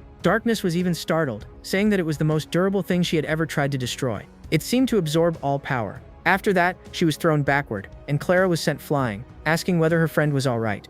At that moment, the blonde hero Hein appeared, saying that he would defeat the god Berremote and thus help the gods. But Darkness asked who this smelly human was, and he became furious, saying that he had just introduced himself. At that instant, a portal opened, and it was precisely Sanui's spell. She had arrived there along with all the traveler heroes from Earth. Guys, Lilith was surprised, and Simon asked whether it had really worked. Who would have thought, guys? The humans would be fighting alongside the Eldritch gods to defeat Berremote. Past Hein, who was our protagonist's friend, ended up greeting present-day Heinz. He even said that he was the hero's ancestor and ended up showing that he also liked dressing as a girl. Present-day Heinz also took off his clothes. And so, both Hein and his great-great-great-great-grandfather had peculiar tastes. Thus, they confirmed that they truly were descendants of one another, and stood there embracing each other, completely emotional. And Rai commented that humans are truly very strange. The heroes had managed to return with their maximum power, and the blonde girl immediately used the heavenly magma core power. And so she launched that colossal power at the barrier. From inside, Linzoy realized that the humans and the Eldritch gods were managing to break the barrier. So he told Berremote that it seemed the humans were going to get inside. The evil god said that it was impossible, and even if they got in, the countdown timer was already nearing its end. Dr. Simon realized that there was a timer, and when it reached 0, the Great Reset would occur and all timelines would be erased. That was why Sanui needed to act quickly and defeat Berremote together with Linzoy, because otherwise it would be too late. But she would need to make Linzoy's mind, which was that tiny version of him, reunite with the body down below, so that they could become stronger. Then she asked what the strongest memory he had of her was. He began to remember, and the memory that came to his mind was the one from the second timeline. When she found him at the school, she was introducing herself, saying that in the future they would get married. To help him remember a little more, she used her power and dressed herself in that school uniform. But the shameless guy kept saying that it would be better if she wore that swimsuit, because then he would remember more easily. The blonde girl, who is completely shameless, went over there saying that Linzoi was truly learning how to be a more masculine man. It seems that our protagonist here is not a beta. Meanwhile, Hein managed to break that barrier. He said that they should take advantage of the opportunity and throw Linzoi down there, because the barrier could restore itself. Time was short, and the blonde saintly heroine said that she would help them enter the magical barrier. She even said that there was no need to completely restore Linzoi's memory in order to make his mind return to his body. She then held her husband's little hand and told him not to worry, because she would go inside the barrier and recover his body. She looked down below and felt a little afraid, but she needed to act very quickly, because if time ran out, Bermote would erase all timelines. Time was running out, and she ended up entering by herself. Hien said that it would be very dangerous and that she would certainly be eliminated. The Saint even said that the body had probably already been taken over by Bermote, and now Bermote was controlling both Zero's and Linzoi's bodies, and she even thought that if all of them went in there, it would basically be throwing their lives away. Down below, Linzoi said that those people were probably not illusions, since they had managed to break his barrier, and Bermote kept telling Linzoi's body that those people up there were evil people who wished him harm. However, a sweet and gentle voice appeared, saying that all of that was a lie. Neve assured Linzoi that she was real and that she had only come down there to rescue him because he was the love of her life. The boy's cheeks turned red, but he did not remember her because he had no memories at all. But the girl gave him a very cute smile and even became annoyed, telling him to stop pretending that he did not know her. With a pouty expression, she wondered whether he really did not remember her. Then she used another tactic. She hugged him and said that she would tell him a secret, revealing that in the future she would be his wife. Linzoi's body ended up pushing her away. He said that he would not believe those people who wanted to manipulate his mind, but she was already using her tentacles. And at that moment, she put on that swimsuit because she knew he liked it. And she even wrapped him in her tentacles to make the boy fall even more in love. Yeah, I do not think there is any man who could keep himself under control around a platinum-haired girl. The shameless guy kept staring at that area and even got a nosebleed. Bermote, who was concentrating all of his power on erasing the dimensions, was not aware of what was happening. Meanwhile, the dragon goddess commented that it seemed Bermote was about to reveal his true body, and said that Linzoi had only been trusting Bermote because his memory had basically been erased, and the first person he saw was the one he immediately trusted, and that was exactly how animals worked. She compared our protagonist to a duck and a duckling. Simon asked Lilith whether she thought the mother goddess would be able to convince Linzoi's body to merge with his mind again. However, all they could do at that moment was wait. Linzoi ended up pushing Sunui away once more, and said that he would not let those evil gods stop him from returning to Earth with his companions. And he even said that she should stop insisting, otherwise he would act aggressively. A little sad, she said that things were not supposed to happen this way, and ended up crying. And as the tear fell, she said that he had promised her that he would always stay by her side. At that moment, Linzoi's body began to remember everything. He remembered when he performed a summoning and proposed to her, and he also remembered the romantic moments he had spent together with her. All of those memories began flooding into his mind, and so, little by little, his memory began entering his body, and his mind began filling his entire brain. A bright light began shining intensely, and from above, the tiny little mind of Linzoi merged with him. And thus, the fusion began to happen, and Bermote realized that his plan was being threatened. Linzoi was the only living being in the entire universe who could possibly stop Bermote's plans. And all of this was the fault of that mother goddess who had ruined the entire plan. Because of that, Bermote said that he would eliminate her and launched a spell toward the girl. She was about to be struck directly. However, Linzoi managed to stop it at the last instant, and furiously, he asked how that evil god Bermote dared to attack his wife. He ended up holding Sunui by the waist, and completely happy, she asked whether he had remembered everything. And he said that he had and even apologized. The countdown had reached 3. Darkness lamented, saying that the entire universe would be reset. And at that moment, Bermote began revealing his true body. He laughed, saying that his plan had been completed and that he would be the victor. Thus, the number reached 0, and the Great Reset began as his body awakened. Gigantic tentacles began appearing across all timelines, and he started destroying numerous cities. The apocalypse had begun across all earthly planes. Darkness said that their plan had failed, that they had arrived too late, and that Linzoi would no longer be able to defeat this supreme evil god. Bermote's tentacles began spreading throughout the entire universe, and Sunui stood there, deeply worried, asking Linzoi what they should do, but he said that he had been prepared from the very beginning. He had devised a plan to defeat the gods, so he believed that the magic he had prepared would work against Bermote. He believed that if he defeated this primordial form of the evil god, all the chaos would be restored. Then he stretched out his hands. That protective shield began to shatter, and everyone who was up above could clearly see what was below. He began gathering all the magic from that shield into his own body. This was a spell that he had been preparing for more than 1,000,000 years. Bermote rushed forward to attack him, but then he used the primordial sphere of rebirth, and thus a gigantic arrow shot toward Bermote. The tentacles were already almost reaching him, but then that arrow struck Bermote's epicenter. The monster began screaming in pain, and Lilith was surprised because it seemed to be working. The attack was so powerful that Bahamut began to be hurled away. It was destroying the monster from the inside out, and so a massive explosion occurred. The mummy goddess grew gigantic and protected the other gods from the explosion. And so everyone started running toward our protagonist to see if he was still alive. Lilith noticed that Sanui was safe, and she was there carrying her husband. With a smile, they said that Bahamut had finally been annihilated. And so they all began celebrating. With tears in his eyes, Hein said that although Earth no longer existed, they would at least be able to say that they had avenged their homeland. Linzoi ended up extending a goblet, and the one who appeared there was Simon. And the woman kept asking when exactly he had shown up. Then our protagonist revealed that Simon had actually discovered a way to bring Earth back. Simon said that if all the eldritch gods used their powers, they could restore every timeline that had been erased. At that moment, the specter of the creator god appeared. The goddess said that Bahamut had finally been eliminated, and in order to restore Earth and the other timelines, the creator goddess would have to sacrifice her own life as well as the powers of the eldritch gods. Everyone there agreed, saying that it was fine. They would give up their powers to restore the other timelines. Thus, all of them offered a prayer to surrender their own powers. And so the creator goddess gathered the power of all the eldritch gods, who were essentially fragments of the creator goddess herself. With that power, she promised that she would restore every timeline. And so an explosion occurred, and the lands truly returned to existence. She said that the timeline in which Bahamut existed had also been erased, and now Earth was no longer at risk of being destroyed. Humanity would return to life without having any idea that all of this had happened. She also said that the gods could travel to Linzoi's homeland. The creator goddess also thanked all the travelers, because thanks to them the entire universe had been saved. And she said that she would leave behind this divine tree so they could return to Earth. Her time was running out, so she began saying goodbye to the eldritch gods. She apologized for having gone mad and for allowing the world to become true chaos, but she was happy that her children had managed to save the entire world. She told Linzoi something very important. She said that the next generation of creators would be formed by him and Sanui. Before the creator goddess disappeared, he said that he would complete this mission. Thus, he embraced Sanui tightly and said that there was still one thing left, their wedding. And so the great day of their marriage at the Holy Church arrived. He was nervous, and the one who appeared there was Zero, saying that our big guy looked incredibly stylish. R and his ancestor became emotional over the wedding. Naya and Simon commented that those two were very strange since they were wearing skirts. R. Hilden was reading the book How to Be a Capitalist on Earth, and commented that humans were truly evil. Clara commented that Rai should not be reading that book during the wedding because it was disrespectful. At that moment, everyone started shouting that the bride had arrived. Linzoi nervously adjusted his tie, and so the two prepared to open the door. Sanui truly looked beautiful, absolutely stunning, and when she entered, everyone was left speechless because she was truly beautiful. A little embarrassed, she began walking toward Linz. The guy's cheeks turned red as he said that Sanui was the love of his life. Thus they arrived before Naya, who would conduct the wedding. She asked them to make their vows. They were to remain together in joy and sorrow, in wealth and poverty, and in health and sickness. They were to honor those vows and remain together for all eternity. And so they both said, I do.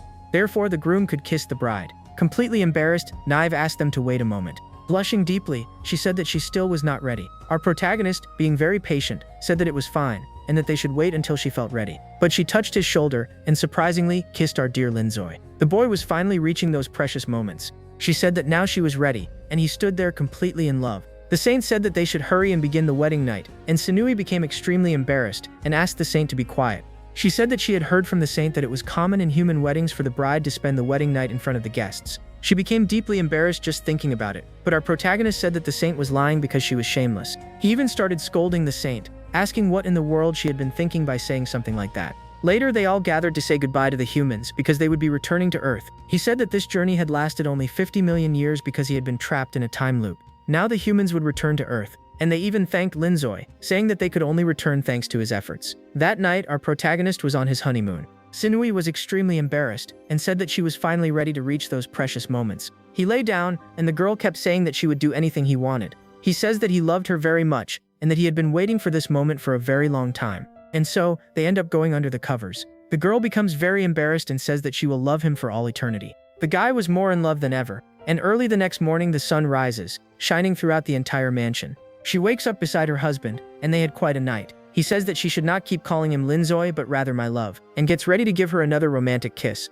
However, someone tells him to wait a moment. The one standing there was none other than Simon. The woman says that she paid attention to them during the night, and noticed that Sanui still had not become pregnant. And the guy immediately gets angry and even kicks Simon, sending her flying outside. Completely irritated, he says that that goddess was ruining his precious moments. It seems that the guy does not get a single moment of peace, guys. He also saw that there were people spying through the door. It was Rai Hilden together with Lilith and Naya. and they were even taking pictures. Our protagonist opened the door very angrily and wished everyone good morning with a sinister look. A few minutes later, he asked why his house was full of people. It was extremely rude for them to come the day after his wedding, especially because it was a precious moment with his wife. Naya says that she was fired. Simon says that her clinic was destroyed. Clara says that her world tour was cancelled. And Darkness says that she had run out of books to read. On top of that, the dragon goddess says that she earned so much money that her life became boring. Naya says that since they had nothing to do, they decided to come to Linzoi's house. And extending her hand, she reveals that all the gods will spend the honeymoon together with Linzoi and Sinui on planet Earth. Yeah guys,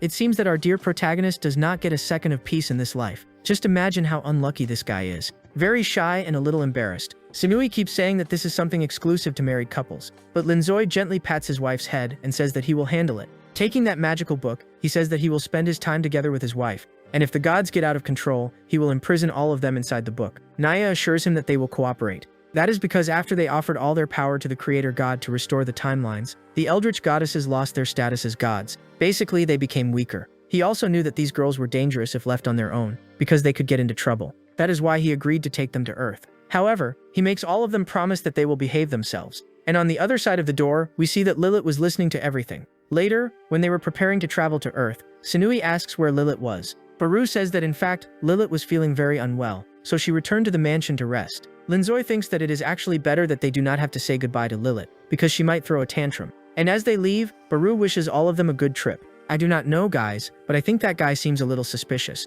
At that moment, the carriage arrives on Earth. He decides to use his power to transform that carriage into a modern car so as not to attract too much suspicion. However, Sinui comments that Lilith is right there in front of them. She even asks her secretary when she arrived on the human planet. But then Lilith begins gathering magical power. She clenches her fist, and immediately afterwards she fires that magical power at Linzoi and Sinui. She had erased their memories, and our protagonist ended up waking up in his bedroom. He turned off the alarm clock and got up to go to the bathroom, but when he opened the door, he got quite a scare. Sinui was in his bathroom taking a shower. He asked who this girl was and what she was doing there. She also did not know who he was, and immediately grabbed the hot water shower head and sprayed the boy with it. At the bus stop wearing a school uniform, he looks at that mysterious girl and asks what she is doing there.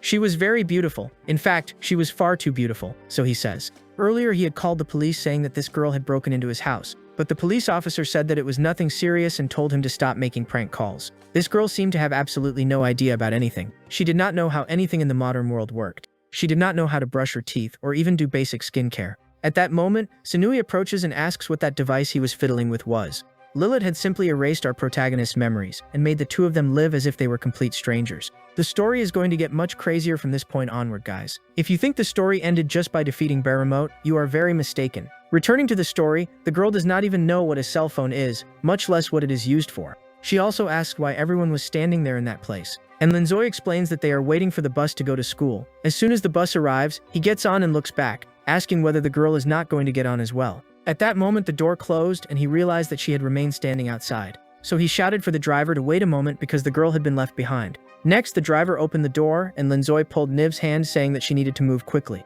The guy was literally calling her slow. In her mind, she kept wondering why he was being so kind to her. It almost felt as though she knew him from somewhere. Then, she remembered the dream she had that night, where she had a wonderful night with Linzoi. The girl became completely shy and asked herself why she was thinking such naughty things. The bus shook quite a lot, and she slipped, falling on top of Linzoi. Very embarrassed, she apologized, and he asked worriedly if she was alright. A few minutes later, they arrived at school. The girls became completely excited, saying that Linzoi had returned to classes. Sinui ended up tugging on the sleeve of Linzoi's clothes. She said that she had the impression that she knew him, and even asked whether they had been close. In a somewhat rude manner, Linzoi told her to stop bothering him. He thought that she was just another one of his fans. Meanwhile, someone appeared and kicked the poor guy in the face. The one standing there was Lilith, and she said that that jerk should stop bothering her lady. Linzoi said that he did not know who that red-haired girl was, much less why she had angrily kicked him. Lilith told him to stop bothering Miss Sinui. Wait a second, who are you? I do not know you. The girl introduced herself, saying that she was Miss Sinui's best friend and that her name was Lilith. At that moment, Linzoi's fan club became extremely furious, since the red-haired girl had struck the one they loved. However, Lilith became extremely angry and asked how those foolish humans dared to threaten her. But the fan club did not back down, guys. They stood there looking for a fight. And the one who appeared to calm the students down was the principal himself. He said that young people were very energetic but that they should focus on their studies, and thus Linzoi's fan club ran away. Lilith made a mischievous face because she realized that her plan had worked, and that Miss Sinui no longer remembered her husband. From a distance, Clara was noticing Lilith's entire evil plan. She even sent a message in the Eldritch Gods group chat, saying that Lilith had found some way to cast a spell that erased Linzoi's memory, and also the Mother Goddess's memory. But one of the comments told Clara that it would be impossible for Lilith to erase the Mother Goddess's memories, and that someone more powerful must be behind it. Probably someone wanting to take the Creator God's throne, since the descendant who would become the next god would be the child of Linzoi and Sanui. That is why some evil god was trying to interfere. Yeah guys, it seems that simply defeating Baramote was not enough. Lilith was trying to convince Sanui that Linzoi was a bad person. And in the group they kept commenting, saying that Lilith was probably working with someone to prevent the Mother Goddess Sanui from having a child with Linzoi. Because of that, the gods planned to discover what was happening. Next, Lilith kept saying that Sanui should not get close to that scoundrel. But Sanui said that she did not know this Lilith, and asked why she was pulling her arm. At that moment, Lilith turned around and said that the Mother Goddess liked making jokes, and even asked whether she truly did not remember her best friend. But Sanui did not remember, guys. It seemed that Lilith had erased the memories completely. The red-haired girl started crying, saying that this was not supposed to happen. And through her tears, she asked whether it was true that the Mother Goddess did not recognize her. That crying ended up attracting the attention of the other students, who stood there watching. Deep down she was wondering what had gone wrong, since Sanui was only supposed to forget Linzoi, and not everyone else. But since Sanui had forgotten her, perhaps that was actually good, because she could take advantage of it. So she began saying that the two of them had actually been extremely close, and started giving some misleading ideas. Guys, since you already know that she is in love with Sanui. She even kept saying that the two of them had shared a very deep friendship, if you know what she means. And unintentionally, Sanui ended up moving her tentacles. Without meaning to, Sanui placed the tentacles in a forbidden place, and that left both of them embarrassed. Next, Lilith said that it was not a problem because they were best friends. I do not know what kind of best friends do that, but alright. After that, they went to a convenience store to buy some snacks. Sanui asked what kind of thin layer covered the bread, because it was very strange. And since Lilith did not know either, she made something up, saying that it was dried slime jelly. Next, Sanui asked how they managed to keep the cabinet so cold, and the red-haired girl lied again, saying that it was some kind of freezing magic. She was basically making excuses just to avoid admitting that she knew nothing about the human world. After that, they reached the checkout counter, and the store clerk said that the total cost was 12 coins. Lilith had done some research and saw that humans made payments using their cell phones. Then she unlocks the screen and shoves the phone in the employee's face, asking if that was how you made the payment. The guy gets angry, saying that she must read that QR code. But Lilith, she didn't know how to do that, and starts to get worried. However, someone appears and makes the payment. Linzoi said he was paying for those sweets for Sanui, because she was a very kind girl, and Lilith stands there dying of jealousy. He approaches and hands that bread to the girl, saying that next time she could ask him for help. She gives a very cute smile, thanking him. And I bet that right then the guy completely melted. Later in the classroom, he keeps thinking about Sanui, and said she was so beautiful she looked like a manga protagonist. The guy was so in love that he started drawing her in his notebook. At that moment, he realized he was truly feeling in love, and began tearing out the page, no matter what he thought. In the end, he always remembered Sanui. Then, at that moment, a woman, who was the teacher, right? The disguised Simon, introduces Sanui as a new student, and even tells the girl to sit behind the protagonist. He looks outside and sees Lit all angry, and Simon keeps telling her to stop getting in the way of the two of them. The female Simon, she was there disguised as a teacher, only to make the two of them fall in love again, and have a child. It was typical of a romance anime to place the protagonist next to his beloved, near the window. The wind blows and a little leaf ends up hitting the girl's nose. And because of that, she sneezes, causing her tentacles to bloom. The boy got a huge fright, because it was not normal at all for girls to have tentacle hair. Since she had no memory at all, she can't control the tentacles, and immediately goes to grab him. The students find this very strange, and immediately grab a phone to record it and post it online. All nervous, she apologizes to Linzoi, and says she doesn't know what's happening to her hair. He realized the girl was an ordinary girl, and was in a panic about this situation. So he tried to calm her down by putting his hand on her shoulder, and said they would solve this together. When he touched the girl's shoulder, she got even more nervous, and because of that, the tentacles went out of control. He realized that when he touched the girl, the situation got even worse. And it wasn't just him being squeezed, it was other students. And he even comments that his ribs are going to break. Simon, she appeared again, now in a nurse's outfit. She told him she was trying to find a way to make the two of them regain their memory. But Linzoi doesn't understand anything. He even says that if ordinary people on Earth discover the existence of eldritch gods, that could lead to another apocalypse because of the butterfly effect. Therefore, she ends up using the memory loss illusion capsule, enveloping the entire school in a spell for them to forget what they saw. The big guy, he realized something had changed, and at that moment he ends up finding himself in a parallel universe. He even goes looking for the other students and asks where those desks went.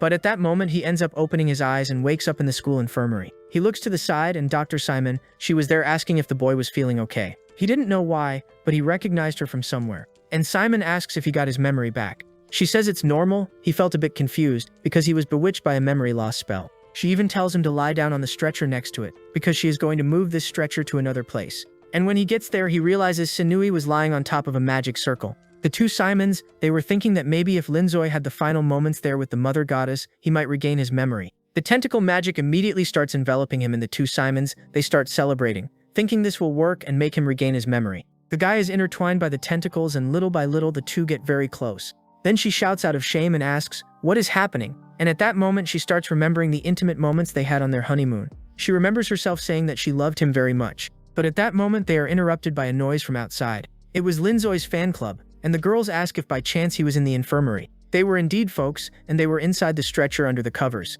But the two Simons keep making excuses, saying they are not there. The doctor realizes they are about to be caught red-handed, and then the blonde ends up opening the curtain. However, the two of them were no longer there. In the group, they comment in the chat that they don't know what happened to Linzoi and Sinui. The boy managed to escape and went to the rooftop to try to meditate on what had happened. When he looks to the side, he gets a fright.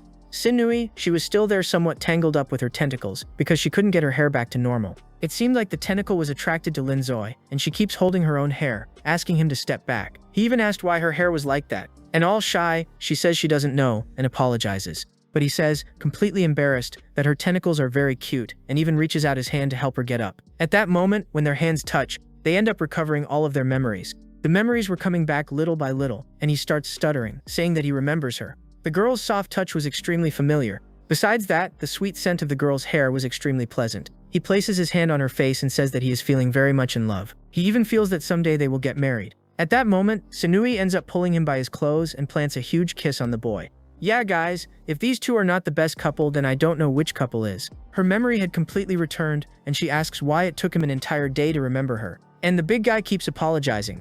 While hugging his wife, he says that he needs to find out who cast that magic that made them forget their memories.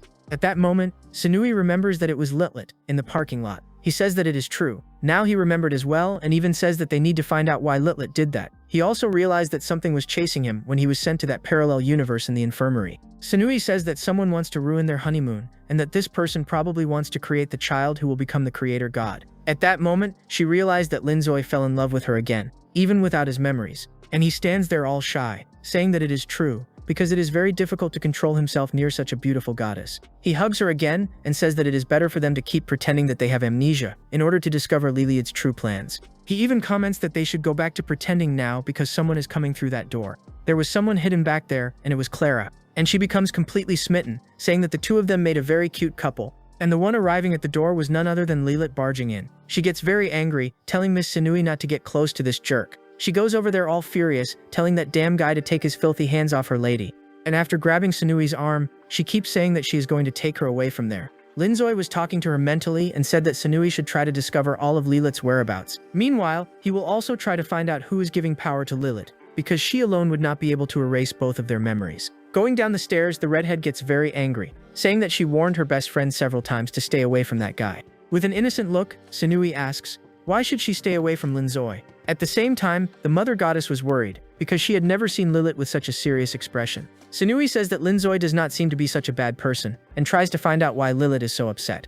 At that moment, the redhead comments that, in fact, the mother goddess has already been deceived by him. She says that she will show Linzoi's true face and starts casting a spell there with her hand hidden behind her back. She ends up creating a magical notebook, trying to deceive the mother goddess. While showing the notebook, she says that she will reveal Linzoi's true face, and then Sinui will discover why that guy is a jerk. And when opening the notebook, she ends up seeing the drawings that Linzoi had made of her. That was clearly an illusion, but Lilith keeps telling herself that Sinui will not find out. But Sinui becomes enchanted, saying that Linzoi really is a very talented guy, and that he drew her perfectly. Lilith was even shocked because she did not imagine that her lady would give such an answer. She starts feeling sick and asks why Sinui is so in love with that jerk. Meanwhile, there was someone watching everything. That woman's butler appears and says that perhaps erasing Linzoi's and Sinui's memories is not the most effective method. The girl gives a somewhat sinister look and asks this assistant what the ideal plan would be then. Would she not let those two act on their own? After all, that group of evil gods had infiltrated the school. She asks the butler if it would not be better to simply eliminate them, since perhaps erasing their memories is not effective.